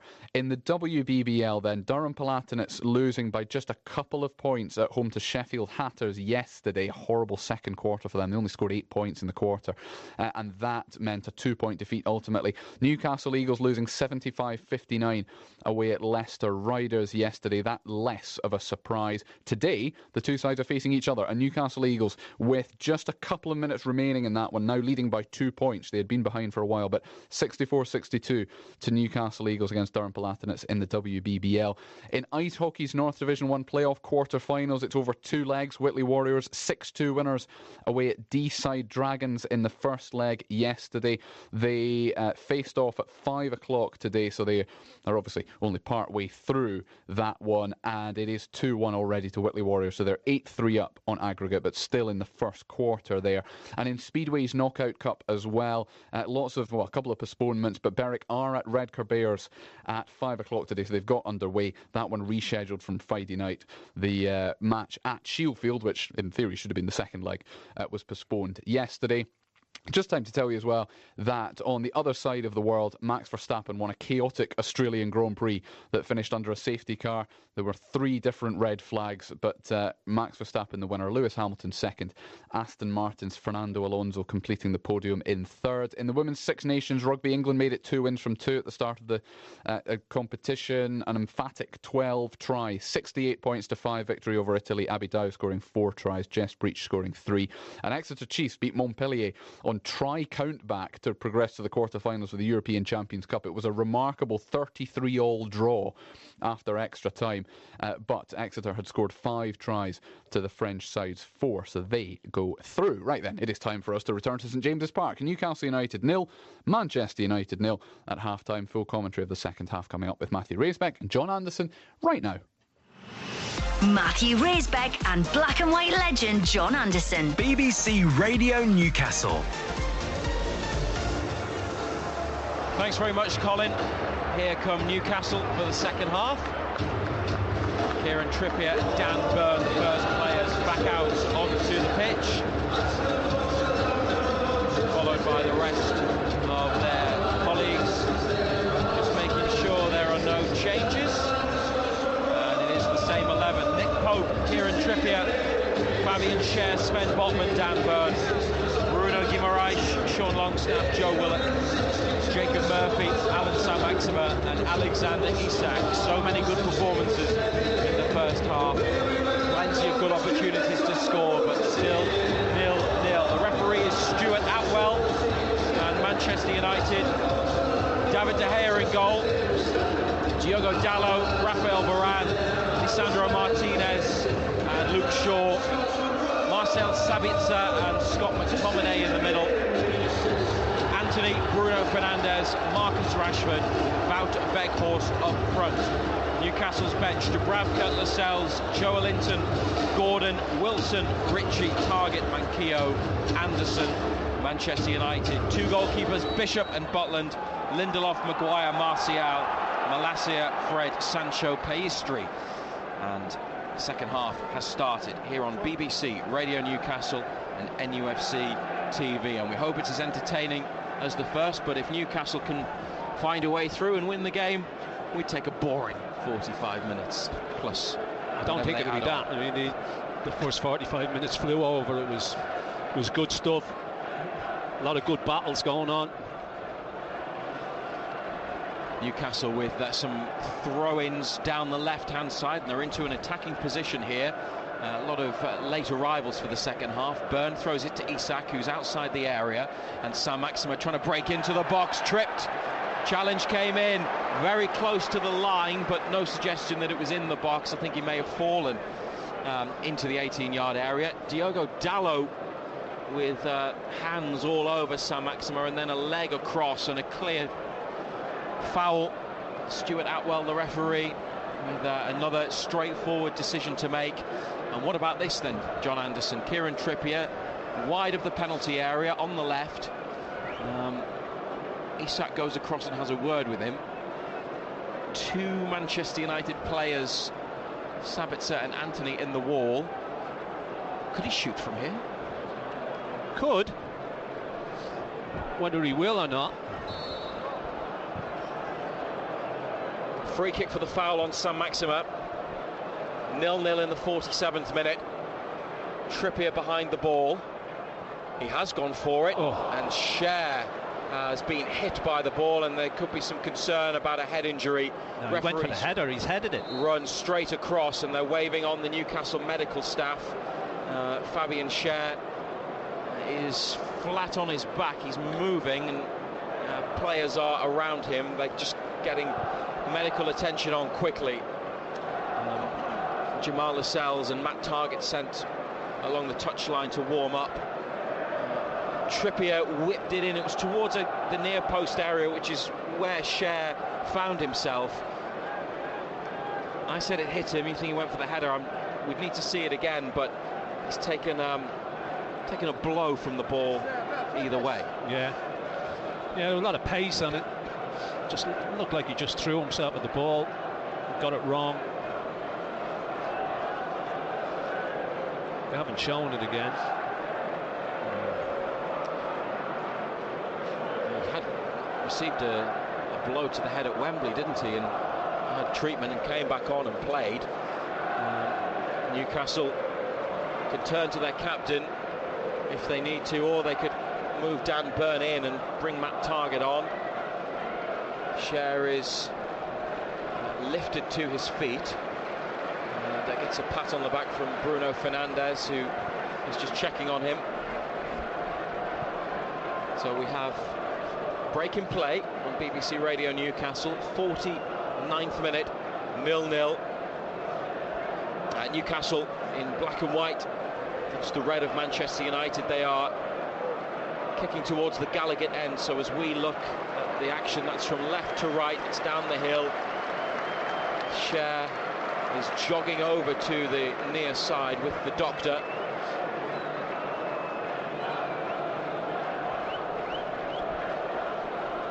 And Eddie Howe is involved in the conversation. I think he's going to come back on.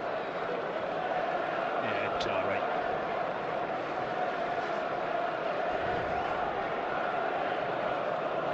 Martinez, as Manchester United play on from the back, coming up to halfway. Murphy in front of him, passes it forwards, a sliding Bruno Fernandes guides it out to Shaw. Rashford outside the area, back towards Bruno Fernandes, heavy touch, and he's carried it behind, took it around Trippier, too much on the ball.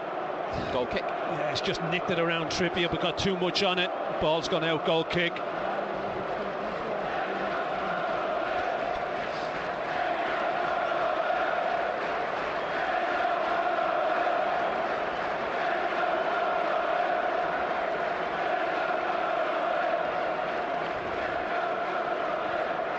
Head up the pitch, Newcastle. Martial and Sancho warming up for Manchester United. Pope through the middle. Isak rises with McTominay, wins the knock on. Martinez away, Longstaff heads forwards. It's too close to Shaw, and he turns and plays it back to the goalkeeper with Isak putting the pressure on. Out to Dalot, closed down by Sam Maxima, and away from danger from the full-back. Sabitzer, what a touch on the far side to control the long pass up the pitch. McTominay in front of halfway. To the centre-half Martinez. He's 5'9", he looks a lot smaller, Martinez. A big side, Manchester United. This is Dalot. Back to Martinez in the Newcastle half, cut out by Willock for Longstaff to Bruno, and Sam Maxima on the move to the left. Bruno away from Sabitzer, and now in the final third, Newcastle. Sam Maxima taking on two into the box, back to Bruno. Longstaff inside, he's gone across to Willock instead. Willock, that's behind Bruno, and it's come to Byrne. Down the line for Saint-Maximin. Dalot at his back, and he's spun and twisted and held onto possession of the ball, and then beaten Dalot and through towards Byrne, but cut out by a red shirt. I think it was Anthony. Manchester United could get it clear. They have to use their goalkeeper and De Gea away. Header from Botman in front of Weghorst. That's gone out.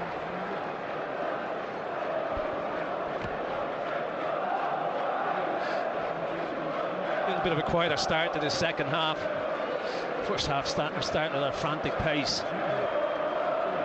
Both sides. Martinez got away from Isak. Played the ball square across to Shaw. Rashford straight against Trippier in Manchester United's half. Bruno Guimaraes slows it down, turns all the way around, and then picks out his pass. It's Longstaff on the near side, down the line to Murphy. Bruno making the run. It's gone out off Shaw. And Eddie Howe lobs the ball to Trippier. He's going to take the throw. 53 minutes, 0-0.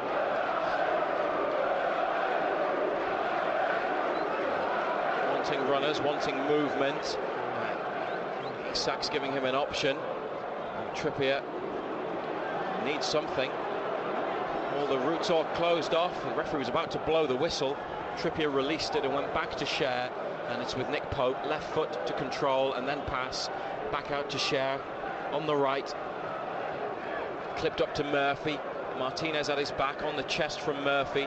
It's Bruno Guimaraes who's fouled by Sabitzer. Referee says play on because Murphy's got it. And nice feet, good skill. Then the pass to the left to Willock, and Saint-Maximin takes over. 3 defenders to beat. Pulls the cross back, and it's hit behind. McTominay near to his goal post has pushed it behind for a Newcastle corner. For a split second I thought that was going to end up as an own goal, but Saint-Maximin, good play. Goalkeeper's ball if he shouts.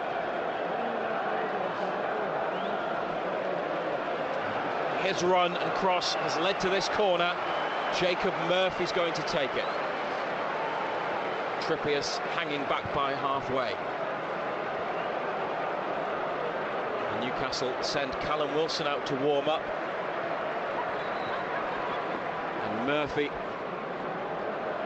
with the corner kick at the Gallagher end. It's back down the line to Bruno. It's inside to Willock. Trippier's free in the middle. Trippier with a touch and a ball back through towards Murphy, but they can't make anything of it. Too complicated.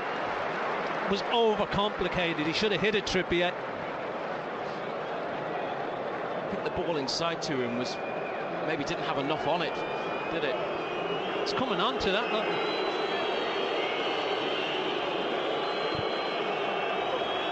So they went back down the line with a couple of passes, and then Trippier aiming it towards Murphy in the box, but goal kick. Manchester United have taken it. Burns got it back. Saint-Maximin looking to head towards goal, and he's into the area. It's great feet, and Bruno just loses out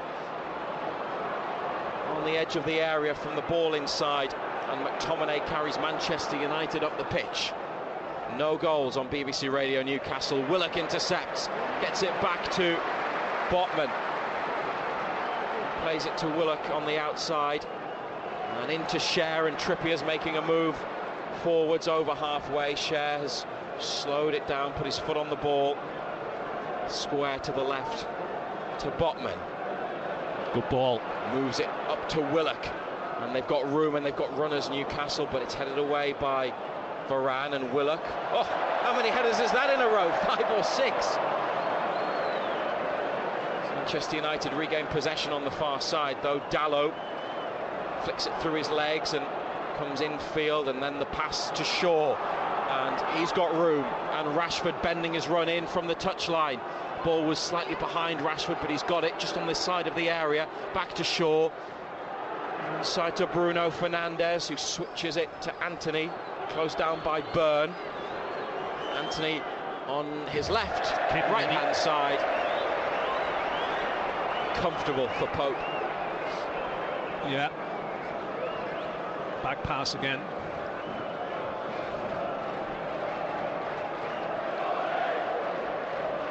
Botman closed down by Weghorst, gets away. And Murphy's got a man on, Martinez. He's done very well, Murphy. That's brilliant. And Saint-Maximin up ahead. Should have given it to Murphy has released it to Saint-Maximin this time. And he's been tackled by Martinez, but that's a Newcastle throw 25 yards out. Just wanted Murphy after some great play. Should have just knocked it in the space because he would have had the legs of Darlow. Byrne with the throw. Isak's come deep to get it. Lovely control, and then a couple of turns, and he plays it back to Cher.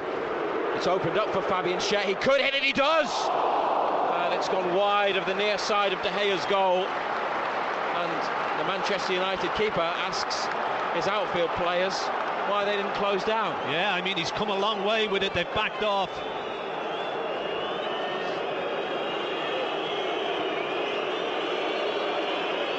It's always gone away from goal, but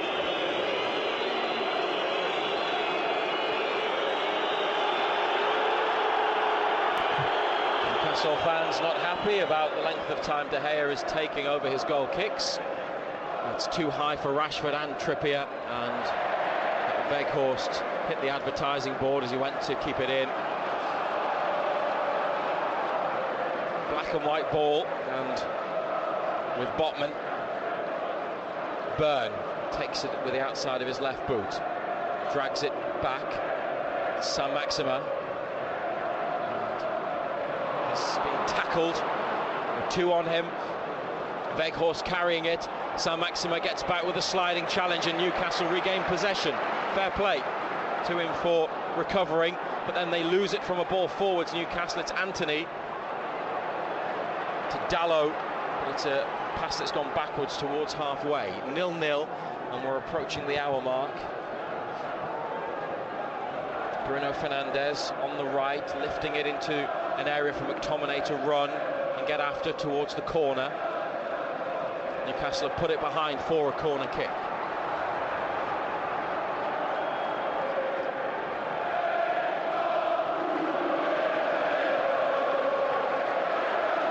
Shaw is going to be the player. It's going from the near side to the far right side. Anthony Gordon is warming up now as well for Newcastle, who have everybody in the box defending the corner. Manchester United have left three outside the area. One of them is Sabitzer, who has a touch and puts the cross in, and it's in the hands of Pope off a black and white shirt. Some Manchester United appeals maybe for handball, but we're playing again, and Pope's thrown it out underarm to Isak. Crosses halfway, and Saint-Maximin now takes over. Back through for Isak, but too much on the ball. Right idea. Picks it up. Right idea. Thrown out to Bruno Fernandes, just dropped into a pocket of space, in a deep position. Bruno Fernandes has got it again, but Murphy's pressure makes him play it backwards. Martinez to Fernandes, who's in the left-back spot at the moment. Then Martinez with a big switch to Anthony, who's tried to get around Byrne, who makes the challenge. It's a throw. What a ball that was. Such accuracy on the pass. Dalot now, couple step overs, heads for the goal line, turns back and given away. It's Byrne who's intercepted it, and Saint-Maximin on for Dan Byrne, who's leading the charge. Isak through the middle. Byrne with Saint-Maximin on the outside. He's been tackled by McTominay. Made good progress, but now they've got to get back, Newcastle. It's Anthony. And there's 5 red shirts in the attack. Sabitzer back to Anthony. Byrne's in position again. Weghorst in the middle. McTominay outside the box. Bruno Fernandes around Murphy, and straight to Longstaff, who finds Murphy, but he can't hold it. He's given it straight back to Manchester United. 0-0, and 2 changes about to be made. Bruno Fernandes. Sabitzer loses it on the edge of the box, and Willock across to Trippier in space. Anthony Gordon's going to come on, and maybe Callum Wilson. Trippier and Longstaff, they need to get it away, Newcastle. Rashford with a foul on Longstaff on the near side. And Jadon Sancho and Anthony Martial are coming on for Manchester United. Callum Wilson and Anthony Gordon are going to be brought on by Eddie Howe. Anthony, the first player off.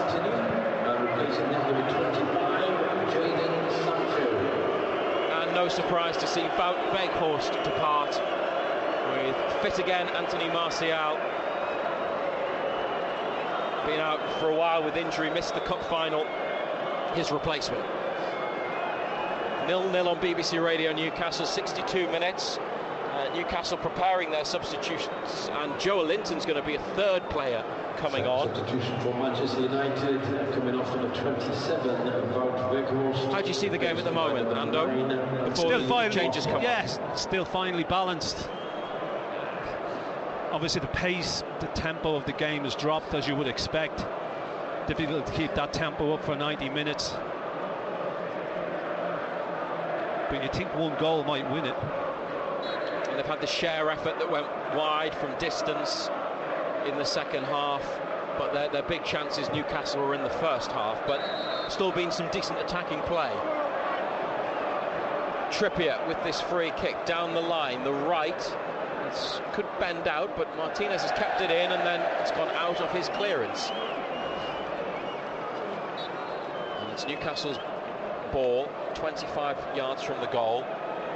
The three substitutes are still waiting. Eddie Howe's got his arm around Anthony Gordon. He's missed the last couple of games with an ankle injury. Trippier with the throw, looking for an option again, not really finding one. Bruno's made a good run into the corner, and they get another throw in, Newcastle, right next to the flag.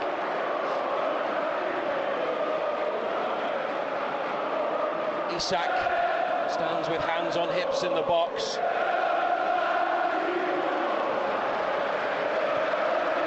Trippier throws it to Murphy, stopped by Bruno Fernandes, gone behind, it's a goal kick.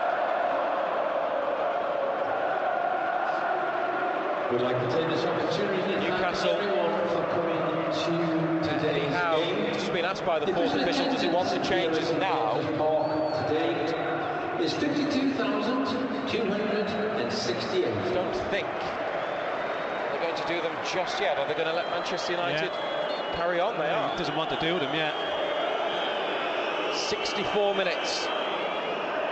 Goal kick taken quickly. De Gea. Isak on top of him in the box, and then Isak with a challenge on Varane in the corner, and that's a Newcastle throw. The pressure from Isak, who then gets a big reaction from the crowd as Byrne picks up the ball and takes the throw to Willock, back to Byrne, and here's Saint-Maximin. This could open up for Newcastle, but it's blocked at the edge of the box, then one back. McTominay dispossessed. Willock and Saint-Maximin edge of the area. Saint-Maximin with good feet, and the challenge comes in. It's a fair one.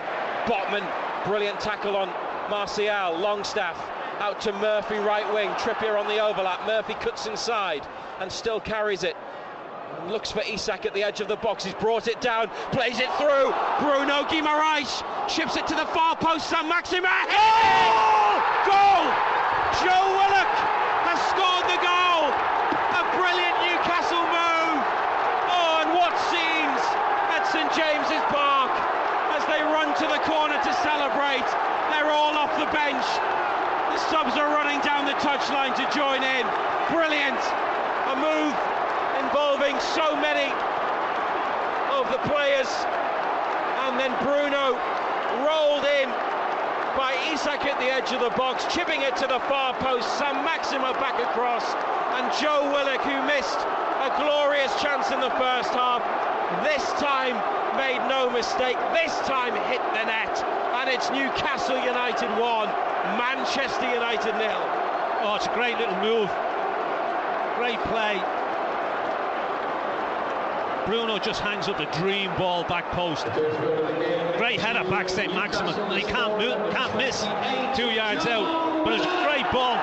Bruno back post. But Saint-Maximin, fabulous header. Can't miss. Saint-Maximin did. What do you do with the substitutions now? They've all gone to warm up, the three with yellow bibs on.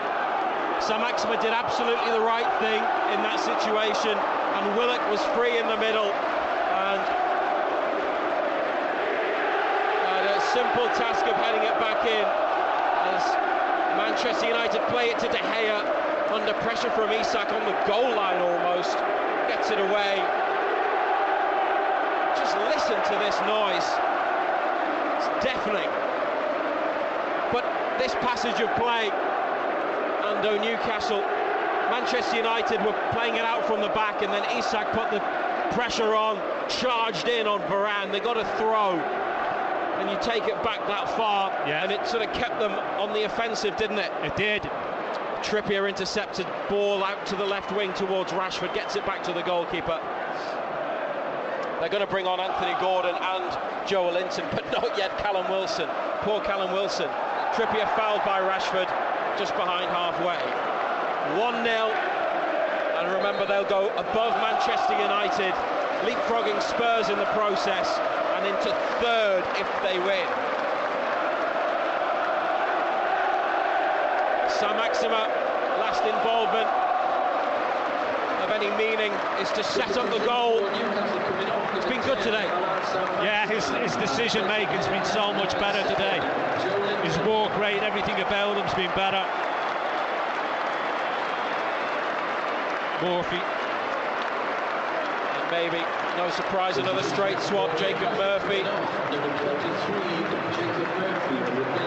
who's had his moments as well, and warranting his place in the side after a good run recently.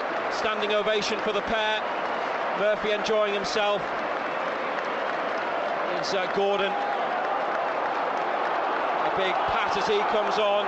Big hug for Murphy as well from Graham Jones, the Newcastle coach, in front of the bench. And Trippier with a free kick, which is going to be taken from inside Manchester United's half. And they've got Cher up there, he rises, it's come down towards Isak. Free kick's gone the way of Manchester United. Sabitzer was one of two players down. I think he got caught by Isak. So it's 1-0, 69th minute. And there's been a lot to like about this today, hasn't there? But it's not over yet. No, look, it's just been a good game of football.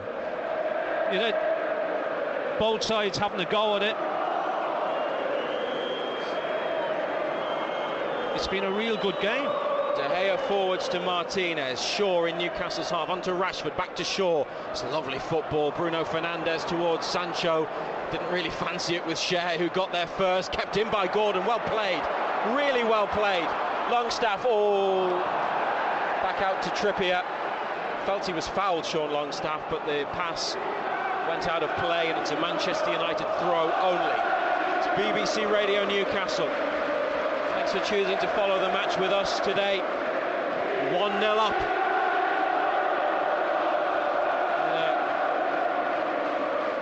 Huge fixture. Have 11 to play after today. Longstaff with a sliding challenge. More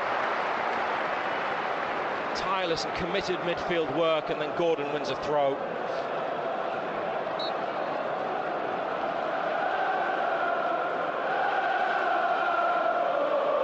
Trippier goes square to Longstaff on his chest, back to the right back, and it's out for a throw.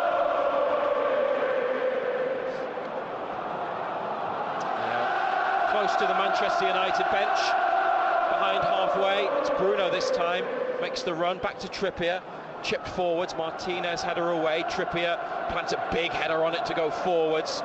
Martinez with another header. Longstaff onto Gordon. Couldn't get it through to Isak. Almost slipped it beyond a defender. But now at the other end, Sabitzer with a ball to stretch Newcastle's defence, and Martial out towards the corner on the left. Back to Sancho, taking it around Cher, who slipped, and Trippier plays it off Sancho, and that's Newcastle's ball. It's a throw rather than goal kick, but they've got the better of Manchester United at the end of that move as well. Yeah, Sancho, he should have just stood there, because all Trippier was going to do was put it in Rowe's head, and he decided to get in the way. Bruno back to Trippier. Isak has slipped, and Martinez takes it on his chest and turns. And They've kept possession, Manchester United, on the left, slightly inside Newcastle's half. Bruno Fernandes challenged by Bruno Guimaraes, and Isak's got it, and they could be away. Joelinton to the left, Isak back to Bruno in the area, and hacked clear. Bruno's got it, taking on Shaw on the right wing, Gordon with him. Oh, what feet from Bruno, and he's lost it. And Sancho inside to Sabitzer. Long ball forwards, Martial heading it down to Sancho. Rashford's on the far side. He lets it go, and it's Dalot who controls on the 18-yard line. Sabitzer in the area. What a block from Botman. Vital block, and Nick Pope has the ball in 2 hands. Yeah, good defending. Just threw his body in the way.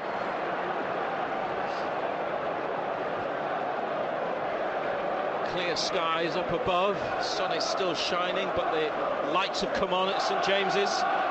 And into the final 18 minutes we go, with Newcastle 1-0 up. Botman to Joelinton, out to Byrne, and this one to test the legs of McTominay. Willock was on his shoulder. The Scottish international gets it back to De Gea.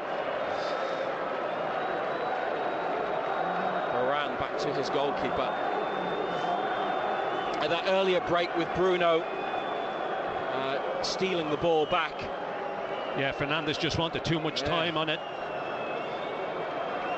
Just couldn't make it count, Newcastle, but it was sharp play from Bruno Guimaraes. Gordon's won it now from Sancho's pass, and he's looking for Isak, but Martinez is there. Maybe Gordon would have been better served taking it on himself. Sancho's been awful since he came on. Just keeps giving it away. Keep doing it.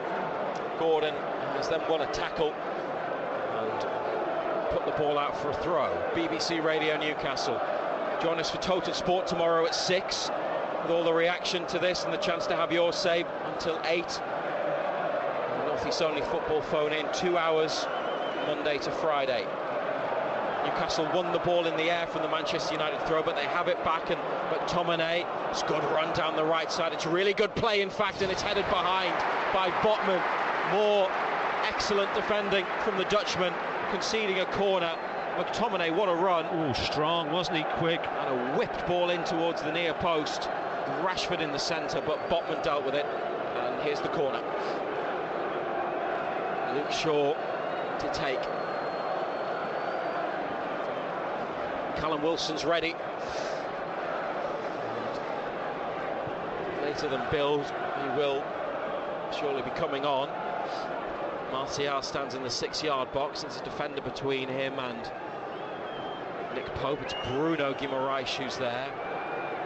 Referee taking a good look at all the movement in the middle as Shaw loops in the corner.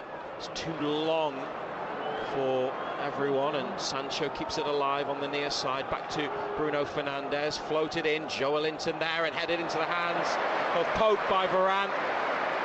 Just got the better of Joelinton at the back of the penalty area, and an overarm throw out by Pope to Trippier. They're going to go quickly here, Newcastle. Gordon trying to get in behind and away from Bruno Fernandes, and he has, but he's all alone, Anthony Gordon, into the penalty area. Gordon rolls it across. Oh, it's a really good ball, and Isak couldn't quite get a piece of it, but it's been turned behind for a corner. There was very little on, but he almost created something out of nothing, Anthony Gordon. Oh, he did ever so well, because he's all on his own. He's got to hold it, he's got to wait. He just rolls it. Oh, it's a great little ball.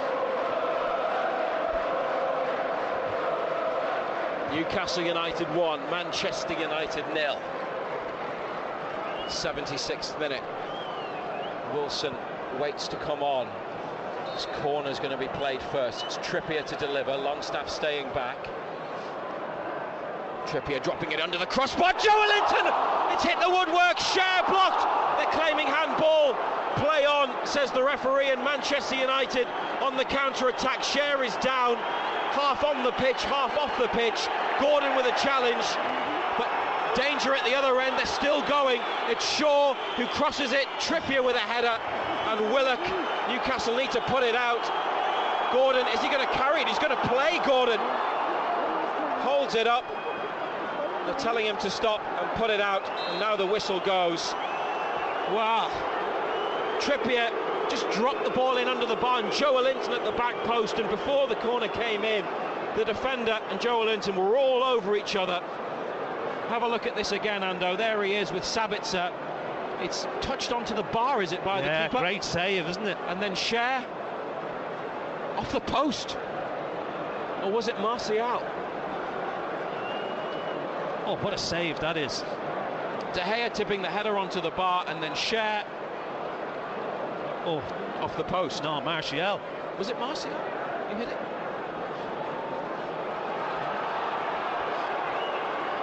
Well, Fabian Scher's receiving treatment in the meantime.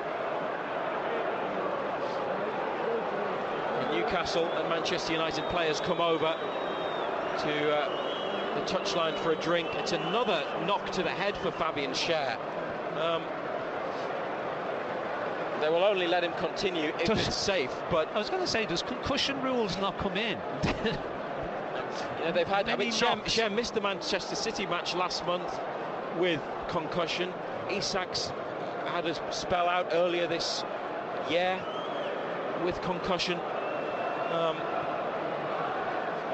So Newcastle do follow the rules in that sense, but it's another blow from Fabian Cher. And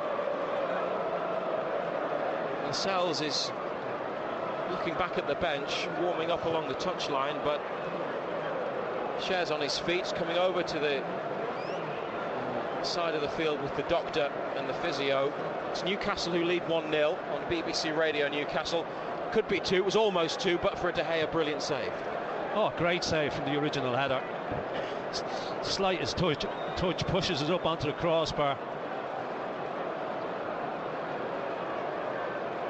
So much action and chaos in the box from that corner. It's a brilliant ball in as well from Trippier.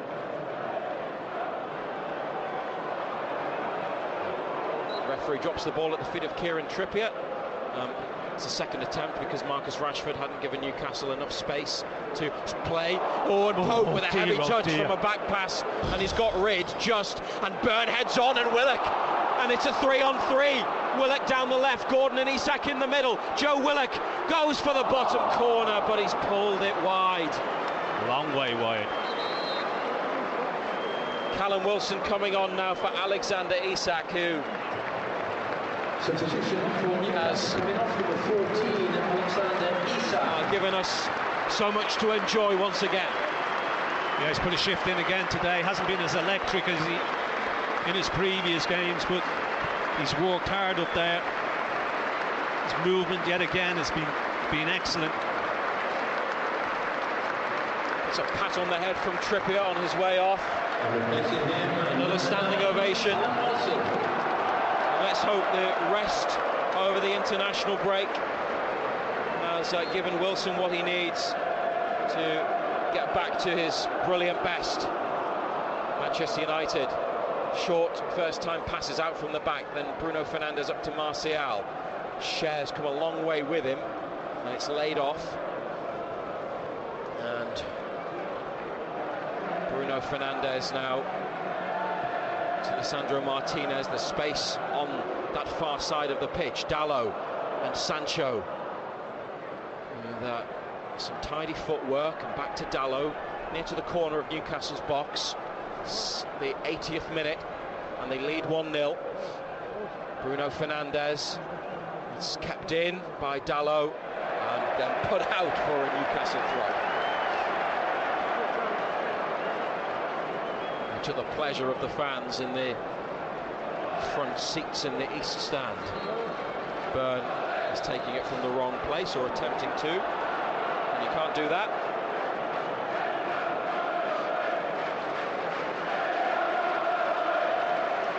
Joe Linton flicking it on with a header, but Manchester United have won it back, then away by Newcastle. Longstaff and Willock around Bruno Fernandes, and away almost from Dalot. Last gasp defending by the Manchester United fullback. They're soon going to bring on Fred as Sabitzer plays it forward. Cher clears.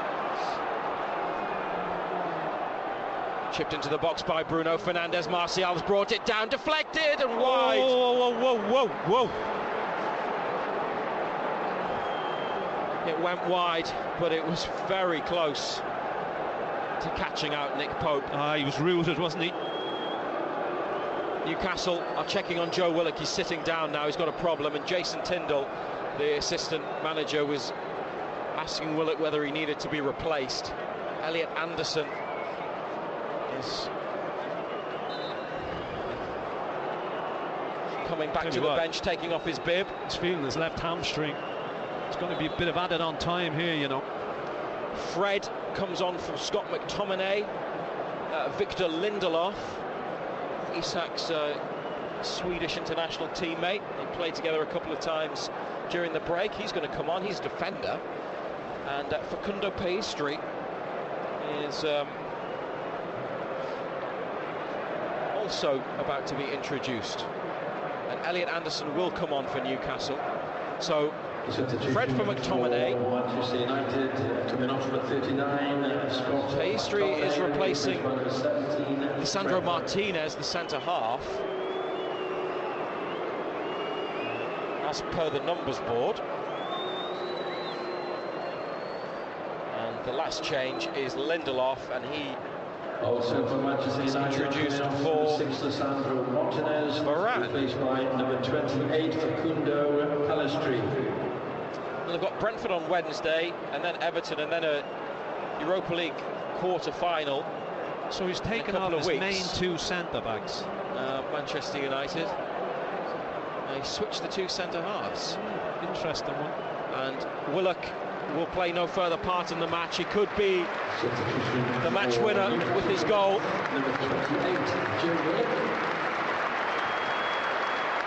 But limping. And you suspected left hamstring, didn't you? He was holding it. He applauds his supporters as he heads off, and Elliot Anderson, he was fantastic at Forest, comes on in the 84th minute against Manchester United with Newcastle 1-0 up. But as John Anderson said a few moments ago, probably a lot of time to be added on to the game, and it's a corner for the visitors at the Leazes end. It's Shaw with a whipped ball in and over the top from Lindelof. First touch for the defender, and they seem to be lining up with Dalot to the right, Lindelof in the middle, and Shaw to the left. That's their back three. And the referee's just told Nick Pope not to waste any time. He kicked the ball away. Did he? Yeah. And he's been told by Newcastle players and fans that David De Gea has been in no hurry all afternoon, and Jason Tyndall's getting involved with Manchester United coaching staff now. Pope with a clearance from the goal kick, which didn't quite go where he wanted it. Byrne heads it away. Manchester United win it back. Anthony Gordon battling away for it, finds Trippier inside to Bruno Guimaraes on halfway. Joelinton pushes it over to Elliot Anderson, his first involvement since coming on. Turns it out wide left to Byrne. Joelinton back to Anderson, 35 yards from goal now, Newcastle. Bruno back towards Byrne and Anderson. Bruno with a really good challenge, and Dalot in the corner tries to clear it. It's come to Newcastle. Bruno to Longstaff, back to Bruno, who might get away, and Gordon with a header looking for Wilson in the middle. It's come out to the near right hand side. Trippier gets there before Sancho wanted it more, and through for Gordon, who's got options in the middle, and he's won a corner. Sancho's been absolutely shocking since he's come on. I mean, that's his ball all day, and he just didn't want it. Didn't fancy the challenge one bit. Not one little bit. Not for me. No. Got out the way. Kieran Trippier's not going to hold back, is he? If his corner that he's about to take is as good as the last one, Newcastle could be in business again. Leading 1-0. It's towards the back of the box. Joelinton there again. He's got it on the floor. Anderson twisting, turning, digs out a cross. Dan Burn rises and it skims the top of his head and goes behind. Good little ball, dinked in back post. Anderson just got it out of his feet nice and early. Just couldn't grow. Mind you, he doesn't want to grow much more, does he? David De Gea took that goal kick quickly. Oh, Sancho's given it away. Wilson back to goal, trying to turn. He's found it through for Longstaff in the corner on this near side. Longstaff, that's a foul. It's a clear foul right under the nose of the assistant referee, Luke Shaw, the guilty party, and the whistle's gone. And Newcastle have got the ball in exactly where they would want it. It's Bruno. It's a drink from a water bottle. And the clock ticks towards 87 minutes.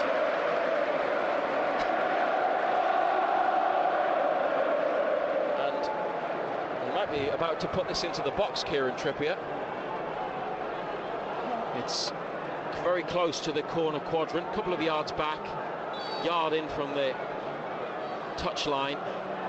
Lots of black and white to hit. Trippier, good ball. Yes! Callum Wilson has scored, and it's the goal that we've all been waiting for, that he's been waiting for, and Wilson is back.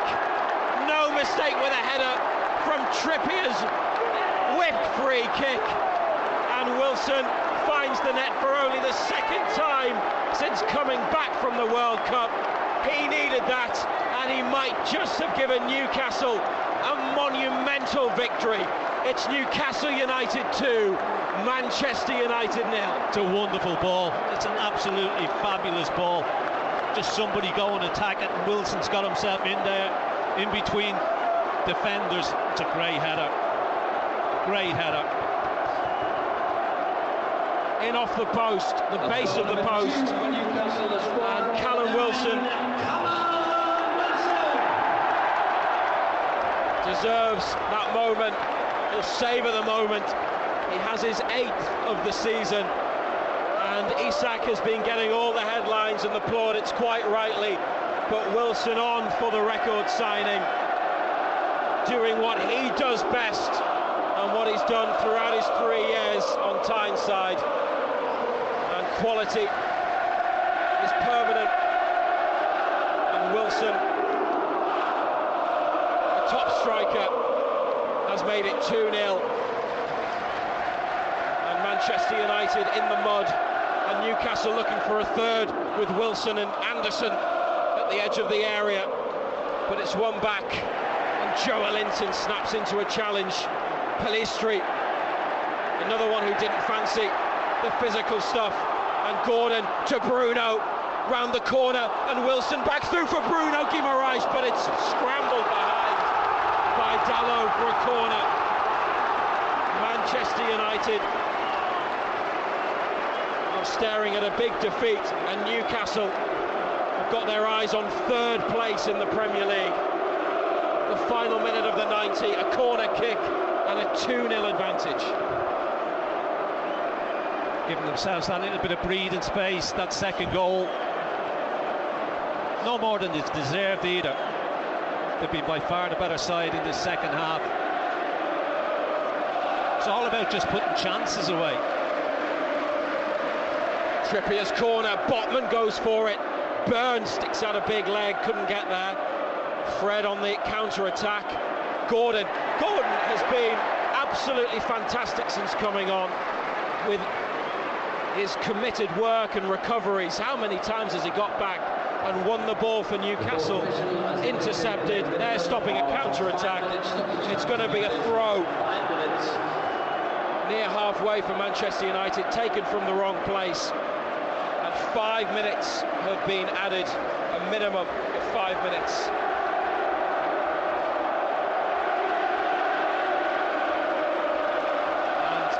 Those away fans, they're not singing about Alan Shearer anymore. They're leaving. It's 2-0 to Newcastle. Longstaff closes down Fred, up to Martial on halfway. It's a bang from behind from Cher, free kick. Trippier tries to intercept. Sancho has managed to help it on to Rashford. This could be risky. Rashford, it's a back pass, basically. It wasn't a shot. He tried to pick somebody out. He just tried to roll somebody in, but it's been quiet. It's been really quiet today.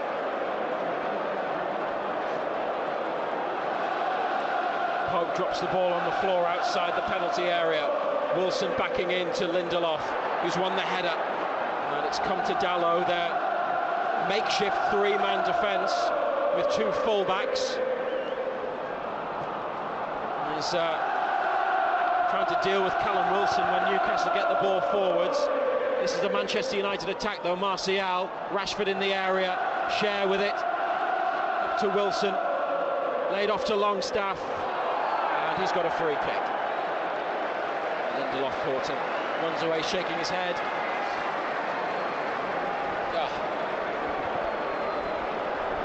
I said to you in the first half, earlier in the second half, Ando, so much to enjoy just about the game because we'd enjoyed the match. The first half was been excellent. a great game. It has been a really good game. Yeah, it's been a great game. It always helps when Newcastle are winning and playing well, but it's been a high intensity match and really good to watch.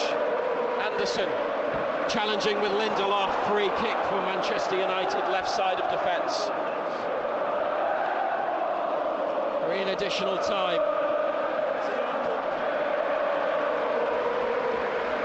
Newcastle will be third in the Premier League after this. Spurs play tomorrow night at Everton. They were fourth at the start of the weekend. Joelinton beats Bruno Fernandes to the ball.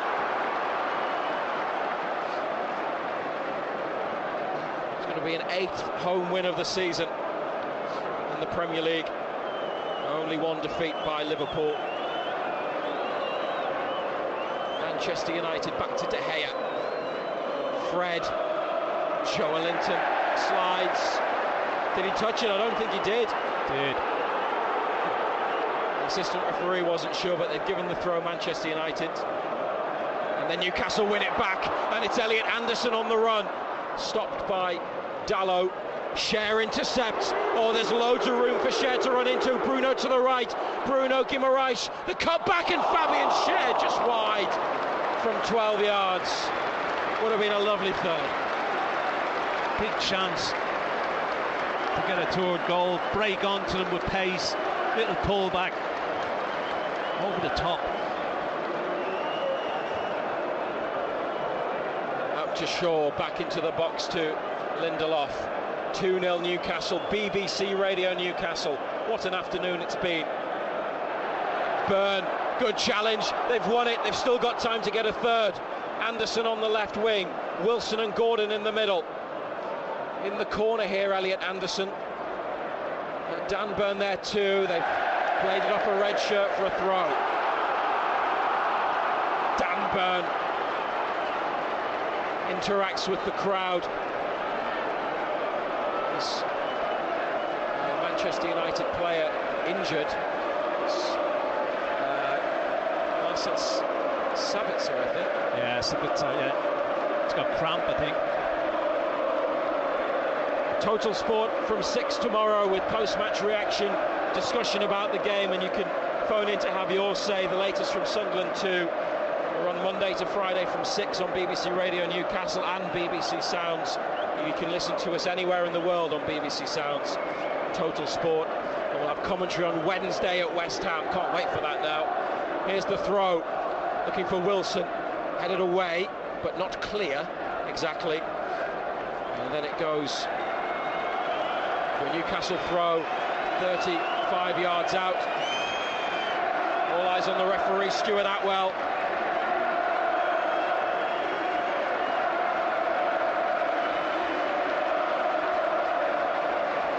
Burn down the line. There's the final whistle. Newcastle United are back up to third place in the Premier League. Third in the table with 11 games to go. They've overtaken Spurs and Manchester United in the race for the Champions League. Joe Willock with a header pretty much on the goal line in this second half. And then Callum Wilson with a a header in off the base of the post from a Kieran Trippier free kick for number 2. It's just been a brilliant St James's Park afternoon and one of Newcastle's very best performances, and a terrific spectacle in front of a packed and noisy stadium and a set of fans, John Anderson, who will really be believing now as they move up 2 places to 3rd. Yeah, look, first and foremost, it was a great game. It was the first half was electric. You always felt that they couldn't keep the pace up, but the intensity that we had in that second half of squeeze and push and putting Manchester United under all the pressure, and it's just about converting chances. You know, I think when you look back over the season and you look at our conversion rate, you know, we should have an awful lot more goals than chances that we have. But look at a big win, deserved win. Still a lot of football to be played. Wouldn't get carried away just yet. There's still plenty. 2 tough games coming up in the space of the next week, both away in London. Hopefully we can build on this, but it was a fabulous performance. It was a great game. Newcastle go to 50 points. The first time they've reached 50 points in the Premier League since 2011-12, when they finished 5th and got into the Europa League. So that certainly augurs well. A first win over Manchester United since October 2019. And a first clean sheet for a while as well. They conceded in 8 games in a row, Newcastle. Their last clean sheet was the semi-final first leg at Southampton in January, and then the last Premier League clean sheet was 3 days before that at Crystal Palace. And Nick Pope wasn't really troubled too much, was he, by Manchester United attackers? No, he had a couple of little ones that he just had to come and pick up. I suppose the biggest worry was the deflection off Botman that wrong-footed him. But he had very little to do. You know, the energy levels, the desire, everything about it, it was all there to see. You know, it was a deserved win. They were electric. They were brilliant. Second half, I mean, he took off his 2 mainstay centre-backs, Ten Hag. I think that said it all. You know, he felt that the game was away from them. They weren't going to get back into it. And it's a deserved victory. You know, they could have won it by more in the end. Yeah. Joe Linton off the bar from De Gea. Chances in the first half. Yeah, and as I said earlier, a conversion rate, if it was higher, we'd score an awful lot more goals. I mean, Willock's chance in the first half, huge chance. I know he scores, but you got to be hitting the target with that. You know, you got to be at least hitting the target. He doesn't goes over the top. But they kept plugging away, and they got the deserved victory because, you know, we were the better side. Yet players and staff are doing their lap of the pitch to thank the supporters. Black and white flags are out, and so many have stayed to thank them for delivering another fantastic result and some brilliant football today. And how pleased are you, John Anderson, for Callum Wilson finally, who scored that second goal? He'd only scored 1 in his last 15 before today. His last goal was against West Ham. That's the only one since the World Cup, and he needed it. Look, he was always going to score at some time. Yeah. He was always going to score at some time. Is he going to get back into the side on the back of that? No.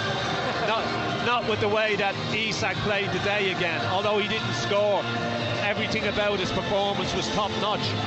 And Callum Wilson, he might well have to settle for cameo performances at the moment. But if the cameos are still like that, you'd be more than happy. That's no problem, is it? Well, we'll see what Wednesday night brings at West Ham. We'll be live on BBC Radio Newcastle with commentary as usual. Total Sport from 6 tomorrow. Phone us to have your say and join in our discussion as we react to a huge win. Could be one of their biggest of the season, Newcastle. Might be one of their best as well. Joe Willock with a header in the second half, and then Callum Wilson with a header from a Kieran Trippier free kick.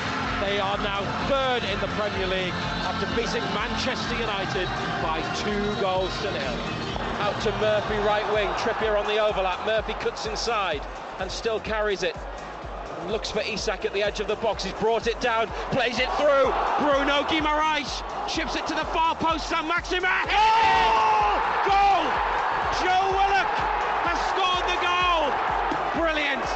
A move involving so many of the players. And then Bruno rolled in by Isak at the edge of the box, chipping it to the far post. Saint-Maximin back across, and Joe Willock, who missed a glorious chance in the first half, this time made no mistake, this time hit the net, and it's Newcastle United 1, Manchester United 0. Very close to the corner quadrant, a couple of yards back, yard in from the touchline. Lots of black and white to hit. Trippier, good ball, yes! Callum Wilson has scored, and it's the goal that we've all been waiting for, that he's been waiting for, and Wilson is back. No mistake with a header from Trippier's whipped free kick, and Wilson finds the net for only the second time since coming back from the World Cup. He needed that, and he might just have given Newcastle a monumental victory. It's Newcastle United 2, Manchester United 0.